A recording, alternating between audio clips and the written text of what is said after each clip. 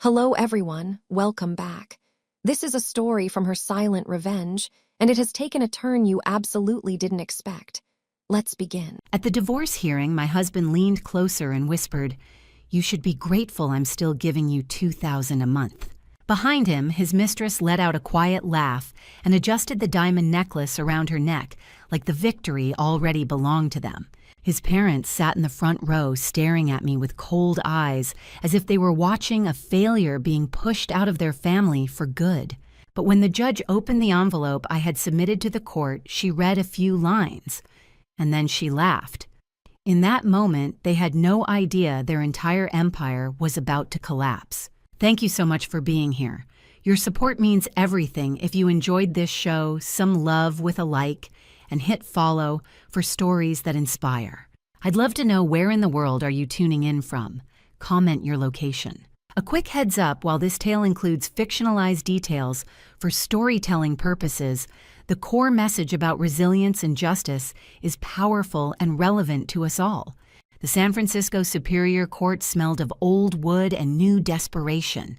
I sat in the defendant's chair, cheap dress clinging to my back, watching my husband radiate satisfaction from 3 feet away. Sebastian Whitmore looked like he'd stepped out of a cologne ad sharp jaw, ice blue eyes, hair so perfect it probably had its own stylist. At 38, he'd built a hotel empire and the ego to match. He leaned close enough that I could smell his Tom Ford cologne. "Enjoy your $2,000 a month, Claire," he whispered. His smile was the kind you'd give a child asking for the moon. "It's more than you're worth." I should have flinched. The old Claire would have the one who'd spent 9 years asking permission to breathe. But I'd stopped being that woman 3 months ago in a police station that smelled of burnt coffee and possibility. So I smiled back. His mother sat in the front row, spine straight as a ruler. Victoria Whitmore wore 62 years like armor. Her mess scarf knotted with surgical precision Chanel suit worth more than my car. She'd perfected the art of looking at me like I was something she'd stepped in at the country club. Today, her eyes swept over my plain black dress, and her lips curved into something that might have been a smile if smiles could draw blood. Beside her, Richard Whitmore checked his Patek Philippe for the 3rd time in 5 minutes. My father-in-law had mastered pretending I didn't exist. In 9 years, he'd spoken to me 4 times. 3 were variations of "pass the salt." And then there was Vivian. She sat front row in a crimson dress that cost someone's rent, hand drifting to the Harry Winston necklace at her throat. $65,000 of diamonds catching the fluorescent lights. Vivian Ashford, 34, blonde daughter of Preston Ashford, the real estate magnate, whose properties dotted the Bay Area like Monopoly pieces. My replacement. Poor thing had no idea what was coming. Sebastian's lawyer occupied half the courtroom. Lawrence Blackwood, San Francisco's most expensive divorce attorney, wore a suit that probably cost $5,000. He'd spent the morning painting me as a gold digger who'd contributed nothing and wanted half of everything. It was fiction. I almost applauded. My attorney looked like he'd dressed from a thrift store clearance rack. Harold Murphy, 68 and 6 months from retirement, clutched a briefcase held together with duct tape. Legal aid had assigned him 3 weeks ago. He was kind, outmatched, and exactly what I needed him to be. All rise. Judge Patricia Morgan entered 58, sharp-eyed, with a reputation for tolerating neither fools nor bullshit. 25 years on the bench showed in the way she assessed the room. "Be seated. We're here for Whitmore versus Donovan. Dissolution of marriage." She glanced at the file, then at Sebastian, then at me. Something flickered across her face. Anticipation, maybe. Lawrence Blackwood rose with rehearsed confidence. "Your Honor, my client is a respected businessman, owner of Whitmore Grand Hotels, philanthropist, employer of over 300 people. 9 years ago, he married for love." Sympathy colored his voice. "Unfortunately, the marriage has proven untenable, Mrs. Donovan has shown no interest in employment and has lived entirely off my client's generosity." Victoria nodded approvingly. Richard didn't look up from his phone. "My client offers extremely generous terms." Blackwood continued. $2,000 monthly in spousal support, far more than required given Mrs. Donovan's lack of contribution. We ask the court grant the divorce and approve the settlement. He sat with the air of someone who just won chess in 3 moves. Harold Murphy stood. His jacket didn't fit right, and there was a coffee stain on his tie. "Your Honor, Mrs. Donovan simply asks for fair consideration. Mr. Murphy." The judge's voice was gentle but firm. "I've read your brief, and Mr. Blackwood's." She reached for a manila envelope sitting separate from the other files. "I've also received additional documentation pertinent to these proceedings." The envelope was plain, unmarked, the kind you could buy anywhere. Blackwood frowned. Sebastian's smile flickered. Victoria's hand froze mid-scarf adjustment. Only I kept breathing normally, because I knew exactly what was inside. Judge Morgan opened it slowly, like unwrapping a gift she'd been waiting for. She pulled out the first page, read it. Her eyebrows rose. She read the second page, the third. The courtroom went silent. Even the court reporter paused. The judge removed her glasses, wiped them with a small cloth, put them back on. She read the fourth page, the fifth. Then she looked up and laughed. Not a polite chuckle, a genuine, delighted laugh that echoed off the oak-paneled walls and made the reporter jump. "I apologize," she said, composing herself but still smiling. "In 25 years on this bench, I've seen every scheme, every manipulation, every variation of dishonesty in divorce proceedings." She tapped the papers. "This is the most satisfying case I've ever had the privilege to oversee." Sebastian half stood. "Your Honor, I don't—" "Sit down, Mr. Whitmore." He sat. The judge's smile hardened into something that looked like justice recognizing itself. "Before we proceed," she said, voice carrying to every corner, "I need to inform you, Mr. Whitmore, that you have the right to remain silent." The air left the room, "because what I'm about to read into the public record will be used against you." She paused, letting the words sink in. Not in this courtroom, in a criminal court. Sebastian's perfect composure cracked, just a hairline fracture in that handsome facade. But I saw it. Victoria's hand froze on her scarf. Richard looked up from his phone for the first time all morning. Vivian's fingers tightened on her necklace, the one bought with money that wasn't his to spend. Lawrence Blackwood was already reaching for his phone, probably calling the criminal defense attorney he kept on speed dial. And me, I sat perfectly still, hands folded on the table, and let myself smile. Just a small one. After 9 years of asking permission, I'd finally stopped asking. The judge began to read. "But let me take you back. 9 years ago, I thought I'd won the lottery. I was 23, living in a studio apartment above my parents' bakery in the Richmond district, making just enough as a freelance graphic designer to pretend I was building a career. My portfolio was decent. My bank account was not. I ate day-old croissants for breakfast and called it French living. My parents, good people who'd immigrated from Ireland in the 80s and built their small bakery into something that paid the bills, if you didn't count luxuries like health insurance thought I was, wasting my art degree on computer pictures. But they let me use the apartment rent-free, which meant I could afford to turn down the soul-crushing corporate jobs and take the creative ones that paid in exposure and occasional actual money. That spring, I landed the kind of gig freelancers dream about, designing the marketing materials for the grand opening of a luxury hotel downtown, the Whitmore Grand. 5 stars, 300 rooms, the kind of place that had more marble in the lobby than most people's entire houses. The pay was good. The portfolio piece would be better. I spent 6 weeks designing invitations, brochures, menu cards, everything needed to announce that the Whitmore family had arrived in the San Francisco hospitality scene in a big way. The launch gala was black tie. I almost didn't go. My nicest dress came from a consignment shop in the Mission, and I was pretty sure the champagne would cost more than my monthly grocery budget. But the event coordinator insisted. "You should see your work in action," she'd said. So I went. The ballroom looked like something out of a movie. Crystal chandeliers that probably cost more than my student loans. A string quartet playing something classical I couldn't name. Women in gowns that had their own zip codes. Men in tuxedos that fit like they'd been born in them. I stood by the catering table pretending to study the past hors d'oeuvre and wondered how quickly I could leave without seeming rude. The invitations were beautiful. I turned. The man standing beside me looked like he'd walked off a magazine cover. Tall, 6'2", maybe, with dark hair swept back from a face that was all sharp angles and symmetry. 29, I'd learn later. Young for a hotel magnate, old enough to know exactly what he was doing. "Thank you," I managed. "You're Mr. Whitmore." "Sebastian." His smile was warm, genuine, nothing like the calculating precision I'd see years later. "And you're Claire Donovan, the designer who saved our marketing team from producing something that looked like a funeral home brochure." I laughed. He laughed. It felt easy. "I grew up around my parents' bakery," I said, because I was nervous and rambling. "So I know about presentation, making something look more expensive than it is. Maybe you should teach our executive team. They spent 6 figures on consultants who suggested beige. We talked for an hour." Then another. He asked about my work, my background, my dreams.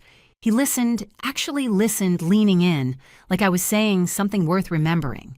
By the time the gala ended, he'd asked for my number. "I'd like to take you to dinner," he said. "Somewhere that doesn't serve miniature food on toothpicks." I said yes before I'd finished thinking. The next 6 months felt like a fairy tale written by someone who'd only read the good parts. Sebastian sent flowers to my studio, real flowers, not gas station bouquets, arranged by a florist whose business card had raised lettering. He took me to restaurants where the waiters knew his name and the menus had no prices. He introduced me to his parents over Sunday dinner at their mansion in Pacific Heights, a house so big I got lost looking for the bathroom. Victoria was polite in the way sharp knives are polite. Every compliment had an edge. What a quaint profession, graphic design. Do people still hire for that with all the apps these days? Richard barely acknowledged my existence beyond a handshake that felt like touching cold marble. But Sebastian was attentive, thoughtful. He'd show up at my studio with coffee from the place I liked remembering. I took it with oat milk because regular made me feel guilty about cows. He'd ask about my projects, genuinely interested, offering suggestions that were actually helpful. "You're too talented to be freelancing forever," he'd say. "You should think bigger." It felt like someone finally saw me. 6 months after that first gala, he proposed. Not on a beach or in a restaurant, but in my tiny studio apartment surrounded by design drafts and the smell of my parents' bread baking downstairs. He got down on one knee, actually on one knee like in movies, and pulled out a ring that probably cost more than my car. "I love you, Claire. You're real. You're kind. You make me laugh. Marry me." I said yes before he'd finished asking. The wedding was at the Whitmore Grand, of course. My side of the aisle was sparse. My parents, a handful of college friends, Jessica Romano from design school, looking uncomfortable in a borrowed dress. Sebastian's side was packed. Business associates, society, friends, people whose names I'd seen in the newspaper. Jessica pulled me aside before the ceremony. "Are you sure about this?" She kept her voice low, glancing at the crowd. It's a different world, Claire." "I love him," I said, which was true. "And he loves me," which I believed. She hugged me. "Then I'm happy for you. Just don't forget where you came from, okay? Don't forget us." I promised I wouldn't. That promise would last about 3 years. The first 3 years of marriage were a blur of learning to navigate a life I'd never imagined. The Pacific Heights mansion with more rooms than I could count. Charity galas where my thrift store instincts screamed at the price tags. Sunday dinners where Victoria critiqued everything from my posture to my career choices with surgical precision. But Sebastian was my anchor. He'd hold my hand under the table when his mother launched into one of her monologues about proper society. He'd kiss my forehead and tell me I was doing great, that I just needed time to adjust. "You're perfect," he'd say. "Exactly what I need." I thought he meant as a partner. I didn't realize he meant as a project. Looking back now, I can see the blueprint forming, the small suggestions that seemed helpful. Maybe save your design work for hobbies. You don't need the stress. The gentle redirections. Why spend money on coffee with friends? We have everything here. The slow, almost invisible tightening of the cage he was building, but I couldn't see it then. I was too busy believing in the fairy tale. Sebastian Whitmore. I'd learned much later, never did anything without a blueprint. Every beam calculated, every support measured, every exit sealed. He hadn't married me for love. He'd married me because I was easy to control, and it would take 9 years, a blackmail empire, and a federal investigation before I'd finally see the blueprints. By year 3, the fairy tale had fine print I'd overlooked. The first 2 years in the Pacific Heights mansion passed in a haze of learning to belong somewhere I'd never imagined living. 8,000 square feet of marble floors and floor-to-ceiling windows overlooking the bay. Italian furniture shipped in custom crates. A garden that looked like it belonged in a magazine maintained by people whose names I never learned. I decorated the guest rooms, hosted dinner parties, learned which fork went where and how to make conversation with women who spent more on their haircuts than my parents made in a month. I told myself I was adapting, growing, becoming the woman Sebastian needed me to be. I should have wondered why I needed to become someone else. Year 3 started with what seemed like a caring conversation. We were having breakfast, Sebastian, with his Wall Street Journal, me sketching logo concepts for a local nonprofit that couldn't afford to pay much but believed in their mission. The morning light through the windows made everything look soft, safe. Claire. He folded his paper with the precise creases he'd learned from his father. We should talk about your work. I looked up from my sketch. The nonprofit, it's just a small project. I mean, all of it. The freelancing. He reached across the table, taking my hand. His touch was warm, concerned. You've been stressed. I can see it. Up late on your laptop, worrying about deadlines, chasing clients who don't appreciate what you do. I like my work. I know you do. And you're talented. But sweetheart, you don't need the stress anymore. His thumb traced circles on my palm. We have everything we need, more than enough. Why not focus on us, on building a real home the way my mother did? The mention of Victoria made something in my chest tighten, but he smiled that smile, the one that had made me say yes to dinner, to marriage, to moving into this museum of a house. Think about it, he said. No more chasing invoices, no more late nights, just us building something real. I thought about it for 2 weeks. Then I called my clients and told them I was stepping back from freelance work. Some understood, some didn't. One, a small startup I'd been working with for 6 months, asked if everything was okay. Everything's great, I said, and almost believed it. The financial shift came gradually, like fog rolling in off the bay. We'd always had a joint account, my freelance deposits, his hotel income, everything pooled together the way married couples did. But after I stopped working, Sebastian suggested a change.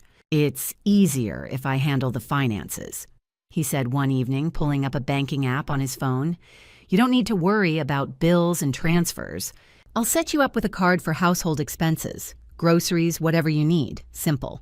Simple turned out to be complicated. The card had a limit, not a high one, $500 a week for necessities. Anything over required asking. And Sebastian, it turned out, had opinions about necessities.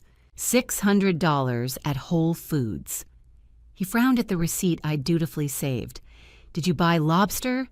Organic vegetables, the fish you like, that cheese you... We need to be mindful, Claire. Just because we can afford something doesn't mean we should be wasteful. This from a man who'd spent $15,000 on a watch the week before. But I smiled, apologized, bought cheaper vegetables the next week. Sunday dinners at the mansion became weekly exercises in controlled humiliation. Victoria presided over the table like a judge over a courtroom, finding fault with surgical precision. The first time I cooked, really cooked, spending all day on a pot roast I thought Sebastian loved. She took one bite and smiled. How rustic, she said, setting down her fork. Sebastian, did you tell Claire we typically serve lighter fare on Sundays?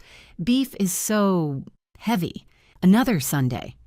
Claire, dear, the forks are placed too far from the plates. This is foundation-level table setting. Didn't your mother teach you... My mother had taught me to set a table where people felt welcome. Victoria taught me that welcome was conditional on following rules I'd never been told. The hydrangeas are beautiful, I'd said once, trying to compliment the centerpiece. Hydrangeas at a dinner table. Victoria's laugh was light, musical, cruel. How charmingly provincial. In proper homes, we avoid funeral flowers for dining. I stopped bringing flowers after that. Stopped suggesting anything, actually. It was easier to sit silent while Victoria picked apart everything from my posture to my pronunciation of bruschetta. Richard's contribution to these dinners was silence. He'd sit at the head of the table, cutting his meat with the same precise movements he probably used to sign business contracts and speak roughly 10 words the entire evening.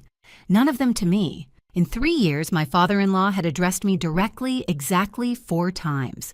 3 were variations of "pass the salt."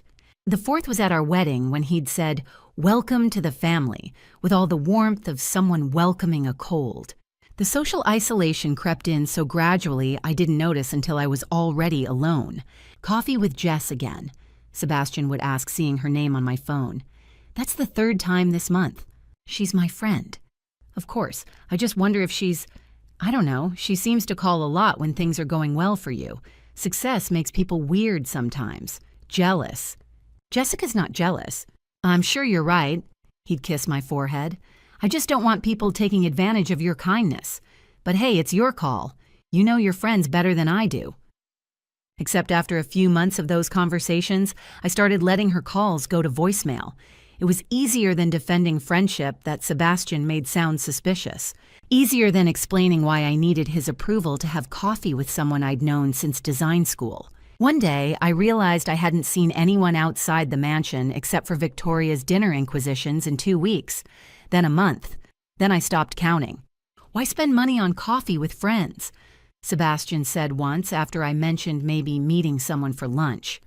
"We have a $5,000 espresso machine. Everything you need is right here." Everything I needed, he said. He meant him. I told myself it was love. He was protecting me from stress from people who didn't understand our life, from the pressure of trying to maintain friendships with people who lived in different worlds now. I told myself Victoria was teaching me, not punishing me. I told myself Richard's silence was just his personality, not judgment. I told myself the cage Sebastian was building was actually a home, and I was the one handing him the keys. Year 4 brought the opportunity that should have changed everything. The call came on a Tuesday morning in April while I was arranging flowers in the foyer, one of the acceptable ways to spend my time according to Victoria's unspoken rules. A recruiter from a major San Francisco tech firm, the kind that had started in a garage and now occupied half of Soma. "Ms. Donovan, your portfolio came across my desk. We're impressed. We'd like to discuss a senior designer position. $95,000 a year, full benefits, creative team of 12. I almost dropped the phone. I was 27. I hadn't worked in a year. My portfolio lived on a website I'd stopped updating because what was the point? But apparently someone had seen it. Someone thought I was good enough. "When can you come in?" the recruiter asked. "This week," I said, then caught myself. "Let me check my schedule and call you back." I had no schedule, but I'd learned to pretend I needed to ask permission for my own time. That evening, I told Sebastian over dinner. Our private dinners, thankfully no Victoria to critique which direction I held my fork. A tech firm downtown offered me a senior designer position. I said, trying to keep the excitement out of my voice, but failing. $95,000 a year. He looked up from his steak, and for a moment, just a moment, something flickered across his face. Not happiness. Something else. But then he smiled, reached across the table, took my hand. "That's wonderful, sweetheart, really. Tell me more." So I did. The creative team, the benefits, the chance to work on products millions of people would use. I talked faster than I had in months, words tumbling over each other like I'd been holding them back too long. "We should discuss this properly," he said when I finished. "Over wine, this is big." We moved to the living room. He poured Cabernet from a bottle that probably cost more than the consultation fee. We sat on the leather sofa that still felt like sitting in a museum.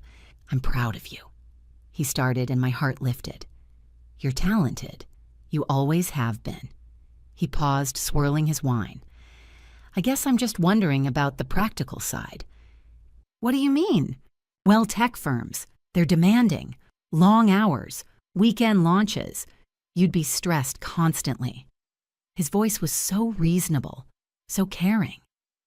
"And we've been talking about starting a family soon. A career like that, it's hard to balance. I could try, of course, and I support whatever you decide." He squeezed my hand. "I just want you to think about whether the stress is worth it. You've been so much happier this past year without the deadline pressure. I'd hate to see you burn out. I thought about it. For 3 days, I turned it over in my mind like a stone I couldn't put down. The money would be mine again. My work, my identity separate from Mrs. Sebastian Whitmore. On Friday, I called the recruiter back. I'd like to interview. I spent 2 weeks preparing my portfolio, not just updating the website, but printing physical copies, binding them in professional folders, rehearsing my presentation. I bought a suit from Nordstrom with Sebastian's card. He'd raised an eyebrow at the receipt, but said nothing. The morning of the interview, I stood in front of the mirror and barely recognized myself. Professional, capable. The woman I used to be before I'd learned to apologize for taking up space. The tech firm occupied 3 floors of a glass tower south of Market. Modern furniture exposed brick, a coffee bar that looked better than most cafes. Young people in hoodies and expensive sneakers typing on laptops. My people, or they used to be. The VP met me in a conference room with floor-to-ceiling windows overlooking the bay. She was mid-40s, sharp suit, the kind of woman who probably made twice what her husband did and didn't apologize for it. "Ms. Donovan," she shook my hand firmly, "we're excited to see your work." I opened my portfolio, launched into the presentation I'd practiced 20 times. The campaign concepts, the branding systems, the user interface designs that had won small awards back when I'd been someone who won things. She flipped through the first few pages, nodding, then stopped, looked closer, flipped back to the previous page. Her expression changed. "Ms. Donovan." Her voice had gone from warm to professional cold in the space of 3 seconds. "I need to ask you something, and I need you to be honest." My stomach dropped. "Of course. These designs," she tapped the page. "They're remarkably similar. Actually, they're nearly identical to a submission we received last week from another designer." The room tilted slightly. "That's impossible. These are mine. Original work, most of it from 2 years ago." The other designer presented these concepts on Tuesday, with full development documentation, process sketches, client approval records. "I don't understand." My voice sounded small. "These are my designs. I can show you the original files, timestamps, everything." "Ms. Donovan." She closed the portfolio, slid it across the table. "We take intellectual property very seriously. I don't know what happened here, if this is a miscommunication or something else, but we can't move forward. I'm sorry. Please, if you just look at the metadata, I think it's best if you leave." I gathered my portfolio with shaking hands, walked past the cool coffee bar and the people who belonged there, made it to my car before the humiliation hit fully, sat in the parking garage and stared at the concrete wall and wondered how my own work had been stolen before I'd even shown it to anyone. 2 weeks later, scrolling through design blogs because I hated myself enough to keep looking, I saw the announcement. San Francisco tech firm partners with innovative designer Vivienne Ashford on revolutionary branding campaign. The images showed my work, my concepts, my color palettes, everything I'd spent months creating 2 years ago now, credited to someone named Vivienne Ashford. A woman I'd never heard of had taken my portfolio and presented it first. Somehow had my files, my process, work, everything. And I was the one who looked like a plagiarist. I cried for 2 weeks. Real crying, the kind where you can't catch your breath and your face swells and you stop bothering to hide it. I'd been humiliated, professionally destroyed, blacklisted before I'd even started.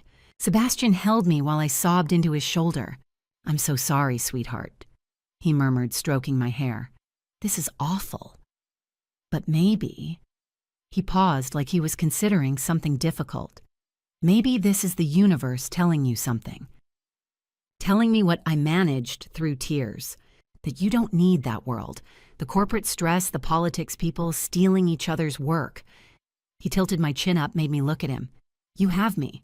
You have this beautiful home. Everything you need. Why fight in some cutthroat industry when you could be building something real here? But I loved my work. I know, and you're talented. But talent doesn't mean you have to suffer for it." He kissed my forehead. "Let me take care of you. Isn't that what marriage is? Partnership. I provide you, create our life together, like my parents did, like successful marriages have always worked." His voice was so gentle, so reasonable, so certain that this devastating loss was actually a gift. Besides, he added, pulling me closer. We'll have children soon. You'd have to quit anyway. This way you're not leaving something you fought hard to build. See, the universe is kind. I wanted to believe him. Needed to believe someone in my corner understood that this wasn't failure, it was fate. So I did believe him. I had no idea he'd paid $50,000 to destroy me. The next 5 years, I perfected the art of asking permission. After my career burned down, and I still thought of it as bad luck, not arson, I became completely dependent on Sebastian's income. Our joint account wasn't ours anymore. It was his with occasional access granted to me for approved expenses. The credit card he'd given me had a $500 weekly limit for household necessities. Anything over that required a conversation, and Sebastian had very specific ideas about what constituted necessary. $600 at Whole Foods. He'd look at the receipt. I'd learned to save his expression, more disappointed than angry. Anger would have been easier. Did you buy organic everything, Claire? We need to be mindful. You asked me to get that Scottish salmon you like and the truffle cheese. I'm not criticizing. I'm just asking if we really need premium products every week. We should be thoughtful about spending. This from a man who'd spent $12,000 on a watch the previous month. But I'd nod, apologize, buy cheaper vegetables next time. Another week, $50 for coffee with, who's this, an old coworker? He'd scroll through the credit card app on his phone, reviewing my purchases like a teacher grading homework. Why didn't you invite her here? We have that espresso machine. $5,000 makes better coffee than any cafe. It was just nice to get out. Of course, I understand. I'm just thinking about your comfort. Why spend money sitting in some crowded Starbucks when you have everything here? Everything here. He said it like it was generosity, not a cage. Another time, a dress from Nordstrom on sale, $60. I'd needed something that fit. My clothes from before marriage hung loose. Now I'd lost weight from the stress I couldn't name. Is the blue dress worn out? Sebastian asked, seeing the shopping bag. No, I just thought, the blue one looks beautiful on you. This seems unnecessary. Not a command. Never a command. Just a gentle suggestion that felt like a door closing. I returned the dress the next day. Victoria's Sunday dinners, once monthly torture, became weekly rituals of humiliation. By year 5, I'd stopped trying to please her. It was impossible. If I cooked, the food was too heavy. If I ordered catering, I was wasteful. If I set the table, the forks were wrong. If I wore black, I looked like I was attending a funeral. If I wore color, I was trying too hard. Claire, dear, are those grocery store flowers. Victoria touched the centerpiece I'd spent an hour arranging. In this house, how delightfully rustic. Sebastian would squeeze my hand under the table.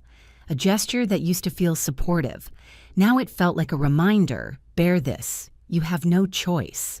Richard's contribution to these dinners remained his trademark silence. By year 7, he'd addressed me directly exactly 4 times in our entire marriage. 3 were variations of pass the salt. The 4th was, excuse me, when I was blocking his path to the bourbon. I existed to him at the level of furniture, useful occasionally, mostly invisible. The social isolation happened so gradually I didn't notice until I was already alone. Year 5. I was in the bedroom when my phone rang. Jessica Romano, my best friend from design school, the one who'd worn a borrowed dress to my wedding, and asked if I was sure. Hey you, she said when I answered. I haven't heard from you in forever. Coffee this week. I'd love to, but Claire. Her voice went serious. Are you okay? You never call back anymore. I'm fine, just busy with house stuff for 3 months straight. Before I could answer, Sebastian appeared in the doorway. Not angry, just there, listening. Jess, I'll call you back, okay? That evening, Sebastian brought it up over dinner. Casual, concerned. Jessica called again today. That's the 3rd time this week. He cut his steak with precise movements. I'm not trying to control who you talk to. I just noticed she calls a lot more when things are going well for you. Some people get weird about success, jealous. Jessica's not jealous. I'm sure you're right. You know your friends better than I do. He reached across the table, touched my hand. I just don't want people taking advantage of your kindness. You're too nice sometimes. You don't see when people are using you. After that conversation, Jessica's calls felt different.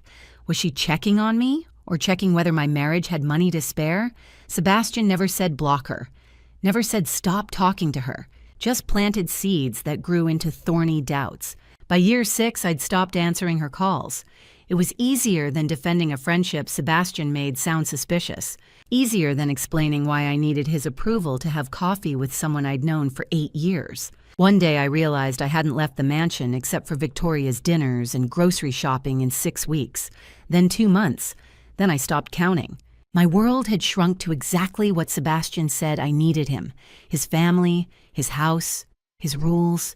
I stopped painting. It had been a hobby, watercolors in the sunroom on quiet mornings, but Sebastian needed the sunroom for a home gym. The paints got boxed up, stored in the basement. I kept meaning to set up somewhere else. I never did. I stopped reading books I chose. Sebastian would bring home bestsellers from the business section. "You'd enjoy this," he'd say. "It's about leadership. I thought we could discuss it." So I read books about corporate strategy and disruption and how to win at capitalism. I stopped reading novels. They felt frivolous. I stopped having opinions about where to eat, what movie to watch, how to spend weekends. "Whatever you want" became my most used phrase. It was easier than disagreeing. Easier than the patient explanation Sebastian would give about why my preference was actually not what I really wanted. By year 8, I looked in the mirror and saw someone I barely recognized. Not because I'd changed physically, though I had thinner, older somehow, but because the woman looking back had no edges, no preferences, no self that wasn't shaped by what Sebastian needed her to be. I was a wife, a hostess, a prop in Sunday dinners, a line item on a credit card statement. I was whatever Sebastian had built me to be. Then in January of year 9, Victoria made an announcement that cracked something open I didn't know was sealed. We were at Sunday dinner. Victoria set down her wine glass with the delicate precision she used for delivering pronouncements. "We've found a wonderful designer," she said, looking at me with that smile that wasn't quite approval but wasn't quite cruelty either. "Vivian Ashford. She's going to refresh the guest rooms. Your decorating is sweet Claire, but the house needs a more sophisticated touch. Vivian Ashford." The name meant nothing to me. Should it have? Something flickered at the edge of memory, a design announcement years ago, but it was gone before I could catch it. "She's wonderful," Victoria continued. "Preston Ashford's daughter, Ashford Properties, very connected, very talented." Sebastian looked up from his phone with more interest than he'd shown all dinner. "Vivian Ashford," he repeated. "That's an excellent choice. When does she start?" And something in the way he said her name, careful, pleased, calculated, made my stomach drop for reasons I couldn't name yet. Vivian Ashford walked into my home on a Tuesday morning in January, and I felt déjà vu I couldn't explain. She arrived at 10, precisely 10, the kind of punctuality that suggested she considered lateness a character flaw. I answered the door myself. We'd let the housekeeper go the year before. Sebastian said we needed to cut costs. The irony wouldn't hit me until much later. "You must be Claire." Her voice was smooth, cultured, the kind of voice that came from expensive schools and summer homes. "I'm Vivian Ashford. Your mother-in-law hired me to refresh the guest wing." Oh, she was 34, I'd learn later. Tall, 5'10" in flats, probably 6 feet in the heels. She wore like weapons. Blonde hair that looked professionally maintained, ice blue eyes that were almost startling in their intensity. Designer everything. Hermes bag, Hermes scarf shoes. I couldn't identify, but knew cost more than my weekly grocery allowance. She looked like money. Old money pretending to be new money, or maybe the reverse. "Of course. Please come in." I stepped back, and as she passed, something flickered in my mind. Had I seen her before impossible? I'd remember someone who looked like she'd stepped off a runway. But the feeling persisted, like trying to remember a dream after waking. She moved through my home because I still thought of it as mine, foolishly, with the assessment of someone pricing inventory. Her gaze swept over the guest rooms I'd decorated years ago, when I still believed my opinions mattered. "You have an interesting eye," she said, touching the curtains I'd spent days selecting. Very heartfelt. But for a home of this caliber, she paused, smiled. It was the kind of smile that made compliments feel like insults. "We need something more current. Don't you think? I didn't know what to think. I knew I felt dismissed. Sebastian appeared then as if summoned. He'd been in his home office all morning, door closed. But suddenly he was there, hand extended smile, warm in a way I hadn't seen directed at me in years. Ms. Ashford, Sebastian Whitmore. We spoke on the phone. Please call me Vivian. Her hand lingered in his a beat too long. Or maybe I imagined it. I'd gotten good at questioning my own perceptions. They talked about the project, design concepts, budget. Sebastian laughed at something she said, a real laugh, not the polite one he used at business dinners. She touched his arm when making a point, casual, familiar. I stood there watching them, and something cold settled in my chest. Over the next 3 weeks, Vivian became a regular fixture. Tuesday and Thursday mornings, she'd arrive with fabric swatches and paint samples. She'd spend hours with Sebastian, longer than seemed necessary for discussing guest room aesthetics. Sometimes I'd hear them laughing from behind closed doors.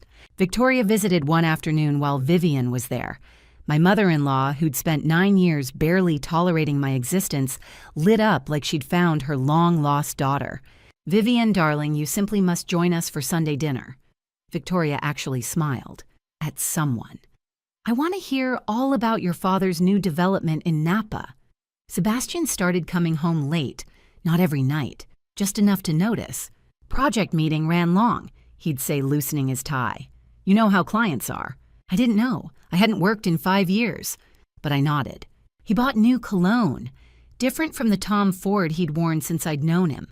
This one was sharper, more expensive, came in a black bottle with French words I couldn't pronounce. "A client gave it to me," he explained when I asked.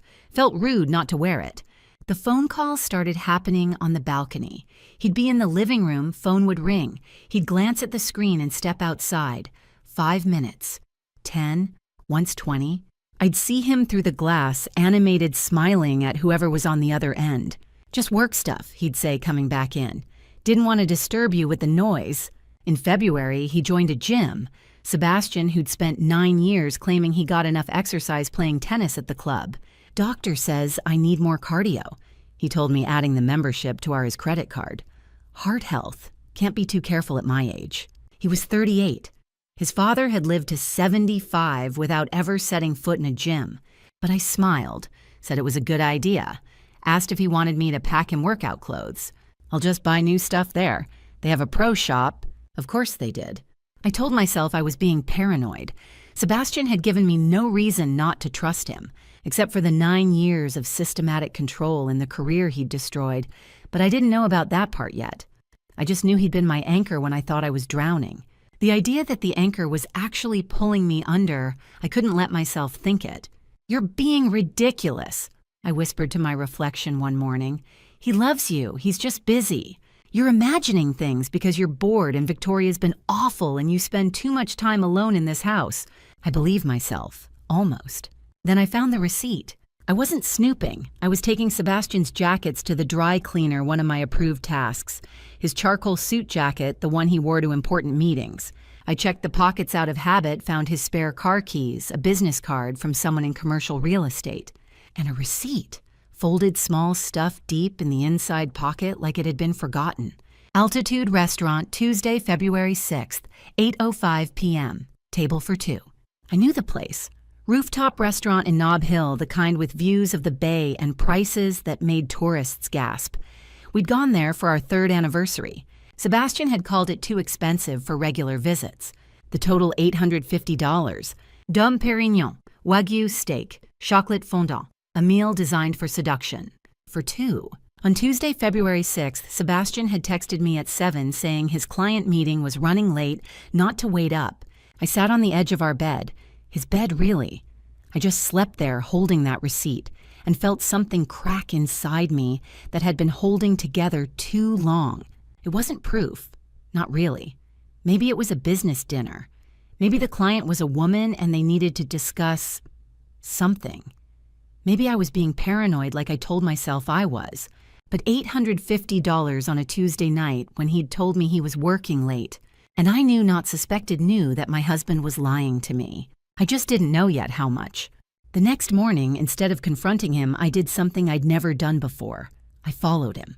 I'd rented a silver Honda Civic the night before Anonymous Forgettable. At 10:30 Wednesday morning, I parked half a block from Sovereign Tower on California Street, engine running, hands gripping the wheel until my knuckles turned white. The financial district hummed around me, suits clutching lattes, tourists photographing the Transamerica Pyramid cable cars clanging past. I felt like a ghost among the living. Sebastian emerged at 11:30 sharp. He wasn't alone. Vivian Ashford walked beside him, her blonde hair catching the April sun like spun gold. She wore a cream Chanel suit I recognized from the living room redesign meetings. Sebastian's hand rested on the small of her back, possessive, familiar. She laughed at something he said, tilting her head in a way that made my stomach clench. They didn't look around. Why would they? Sebastian Whitmore owned this city. He had no reason to expect his wife, his obedient, defeated wife, would dare follow him. I pulled into traffic 3 cars behind Sebastian's black Porsche Cayenne. They drove to altitude. Of course they did. The same rooftop restaurant where we'd celebrated our 5th anniversary, where Sebastian had ordered the $200 Napa Cabernet and told me I was the best decision he'd ever made. The $850 receipt in my pocket suddenly felt like a confession written in his own hand. I parked across the street and watched them disappear into the building's glass elevator. For 2 hours, I sat in that car. I told myself I'd leave, that I'd seen enough, but I couldn't move. Through the restaurant's floor-to-ceiling windows, 21 stories up, I could just make out their silhouettes, 2 figures leaning across a table, heads close, hands occasionally touching. At one point, Sebastian reached across and tucked a strand of Vivian's hair behind her ear. I'd stopped breathing. At 1:40, they emerged. Vivian walked ahead toward a silver Mercedes SL convertible, sleek, expensive, parked in a loading zone, because people like Vivian Ashford didn't worry about tickets. Sebastian caught her wrist, spun her around, and kissed her. Not a peck, a real kiss, the kind that made a 67-year-old doorman look away. The kind Sebastian hadn't given me in 4 years. I followed them to Millennium Tower on Mission Street, Vivian's building. I'd Googled her the night before, unable to sleep. Vivian Ashford, luxury real estate consultant, daughter of Preston Ashford, founder of Ashford Properties. Specializes in high net worth clients. Studied at Stanford. Lives in a $4.5 million penthouse in Soma. The Porsche disappeared into the underground garage. I circled the block twice, hands, shaking before finally driving home. That was Wednesday. By Friday, I had a pattern. Tuesdays and Thursdays lunch dates, always altitude or similar high-end spots. Quince Gary, Danko Boulevard. Afternoons at Vivian's penthouse. Sebastian returned home by 6:30, smelling faintly of her perfume Chanel No. 5 I'd learned, and ate the dinner I'd prepared without meeting my eyes. Weekends were reserved for family. On Saturday afternoon, 2 weeks after I'd started my surveillance, I followed them to the Pacific Heights Tennis Club. The club sat on a manicured hill overlooking the bay, all white colonnades and emerald courts where tech billionaires and old money dynasties pretended to exercise. I'd never been invited despite being married to a Whitmore for 9 years. Victoria had once told me, "The club has a wait list, dear. Perhaps when you've established yourself." I parked down the street and walked up wearing oversized sunglasses and a Stanford hoodie I'd borrowed from a donation bag. No one looked twice at me. Sebastian and Vivian were on court 3. They weren't really playing tennis. They were flirting with rackets, laughing, trading mock competitive barbs. Vivian's ponytail swinging as she reached for an overhead smash. Sebastian caught the ball instead of hitting it back and grinned at her. She threw her towel at him. I felt sick. But it was the rooftop terrace that destroyed me. I climbed the exterior staircase to the clubhouse's second-floor viewing deck. Tucked behind a potted fig tree, I had a clear view of the private lounge. Victoria sat in a wicker chair, perfectly coiffed, as always, sipping champagne. Richard stood beside her, hands in his pockets, nodding at something a silver-haired man was saying. Preston Ashford. I recognized him from the business page's 67, founder of Ashford Properties, one of the largest commercial real estate firms in Northern California. He wore a navy Brioni suit and a Patek Philippe watch that caught the light. Vivienne's father. Victoria laughed, actually laughed at something Preston said. Richard shook his hand. A server refilled their glasses. They weren't strangers meeting for the first time. They were in-laws making small talk. The realization hit me like a fist to the chest. This wasn't just an affair. This was an audition. Sebastian wasn't sneaking around. He was introducing his replacement daughter-in-law to his parents. Vivian wasn't a mistress. She was the upgrade Stanford-educated San Francisco pedigree, a father who could broker a merger between Whitmore Grand Hotels and Ashford Properties. A woman who knew which fork to use, who'd never embarrassed Victoria at a charity gala, who'd never been naive enough to believe in fairy tales. I was being traded in, and both families had already approved the deal. I drove home in silence that Saturday evening. The mansion felt cavernous and cold. I walked through rooms I'd spent 5 years decorating to Victoria's specifications, past furniture I'd been told not to touch under chandeliers I'd once thought were beautiful. Now they looked like ice sculptures, elegant, expensive, and utterly lifeless. I stood in our bedroom. His bedroom, really.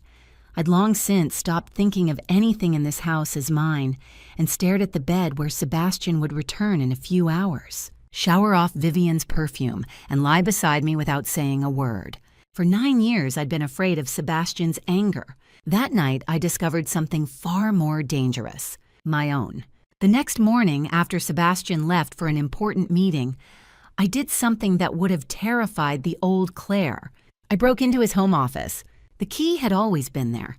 Hidden beneath the brass eagle statue on the second-floor hallway table, a decorative piece I'd dusted 1,000 times over 9 years. I'd noticed him slip the key back under its base once, years ago, and filed the observation away without thinking much of it. Now standing outside the locked mahogany door, I retrieved it. My hands shook. Sebastian's office was exactly what you'd expect from a man who built empires, floor-to-ceiling bookshelves lined with business biographies. He'd never read a mahogany desk the size of a dining table. Twin leather chairs facing a window that overlooked the Golden Gate Bridge. Family photos in silver frames decorated the credenza. Sebastian and his parents at some charity gala. Sebastian shaking hands with the mayor. One of our wedding day, where I'm smiling like I'd won the lottery. The irony tasted bitter. I moved to the desk. The bottom drawer was locked. Of course it was. Men like Sebastian didn't leave their secrets accessible, but I'd come prepared. I grabbed the brass letter opener from the desk organizer, another ironic weapon, a gift from Victoria engraved with Whitmore and Son established 1982, and wedged it into the drawer's lock mechanism. It took 3 tries. My heart hammered so hard I could hear it. Every creak of the house made me freeze. Finally, the lock popped. The first folder was labeled in Sebastian's neat block handwriting, Portfolio Project 2019. I pulled it out. Inside were printed emails. The first was from Sebastian's private account, swhitmore.exec@whitmorehotels.com, sent to v.ashford.consulting@gmail.com on March 14, 2019. Vivian confirming our discussion. Target, Claire Donovan wife, freelance designer. Objective, eliminate senior position offer, ensure financial dependence. Fee $50,000 upon completion. Discretion guaranteed. I stopped breathing. The next page was a wire transfer receipt. $50,000 paid to V. Ashford Consulting, LLC, on April 9, 2019, 2 weeks after I'd been accused of plagiarism. The third page was a report typed on Ashford Consulting letterhead. Campaign summary target successfully eliminated from consideration.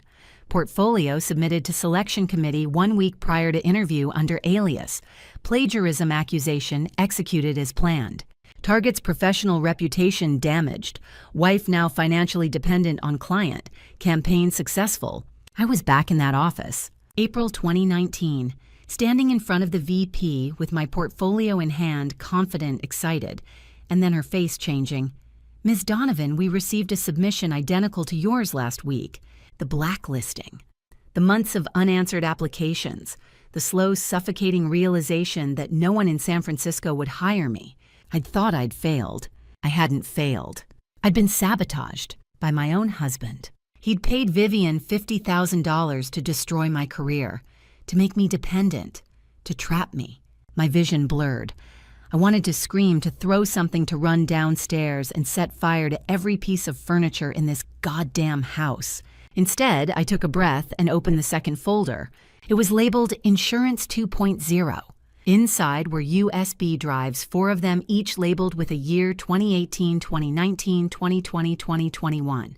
Beneath them was a printout video thumbnails, dozens of them stamped with dates and room numbers.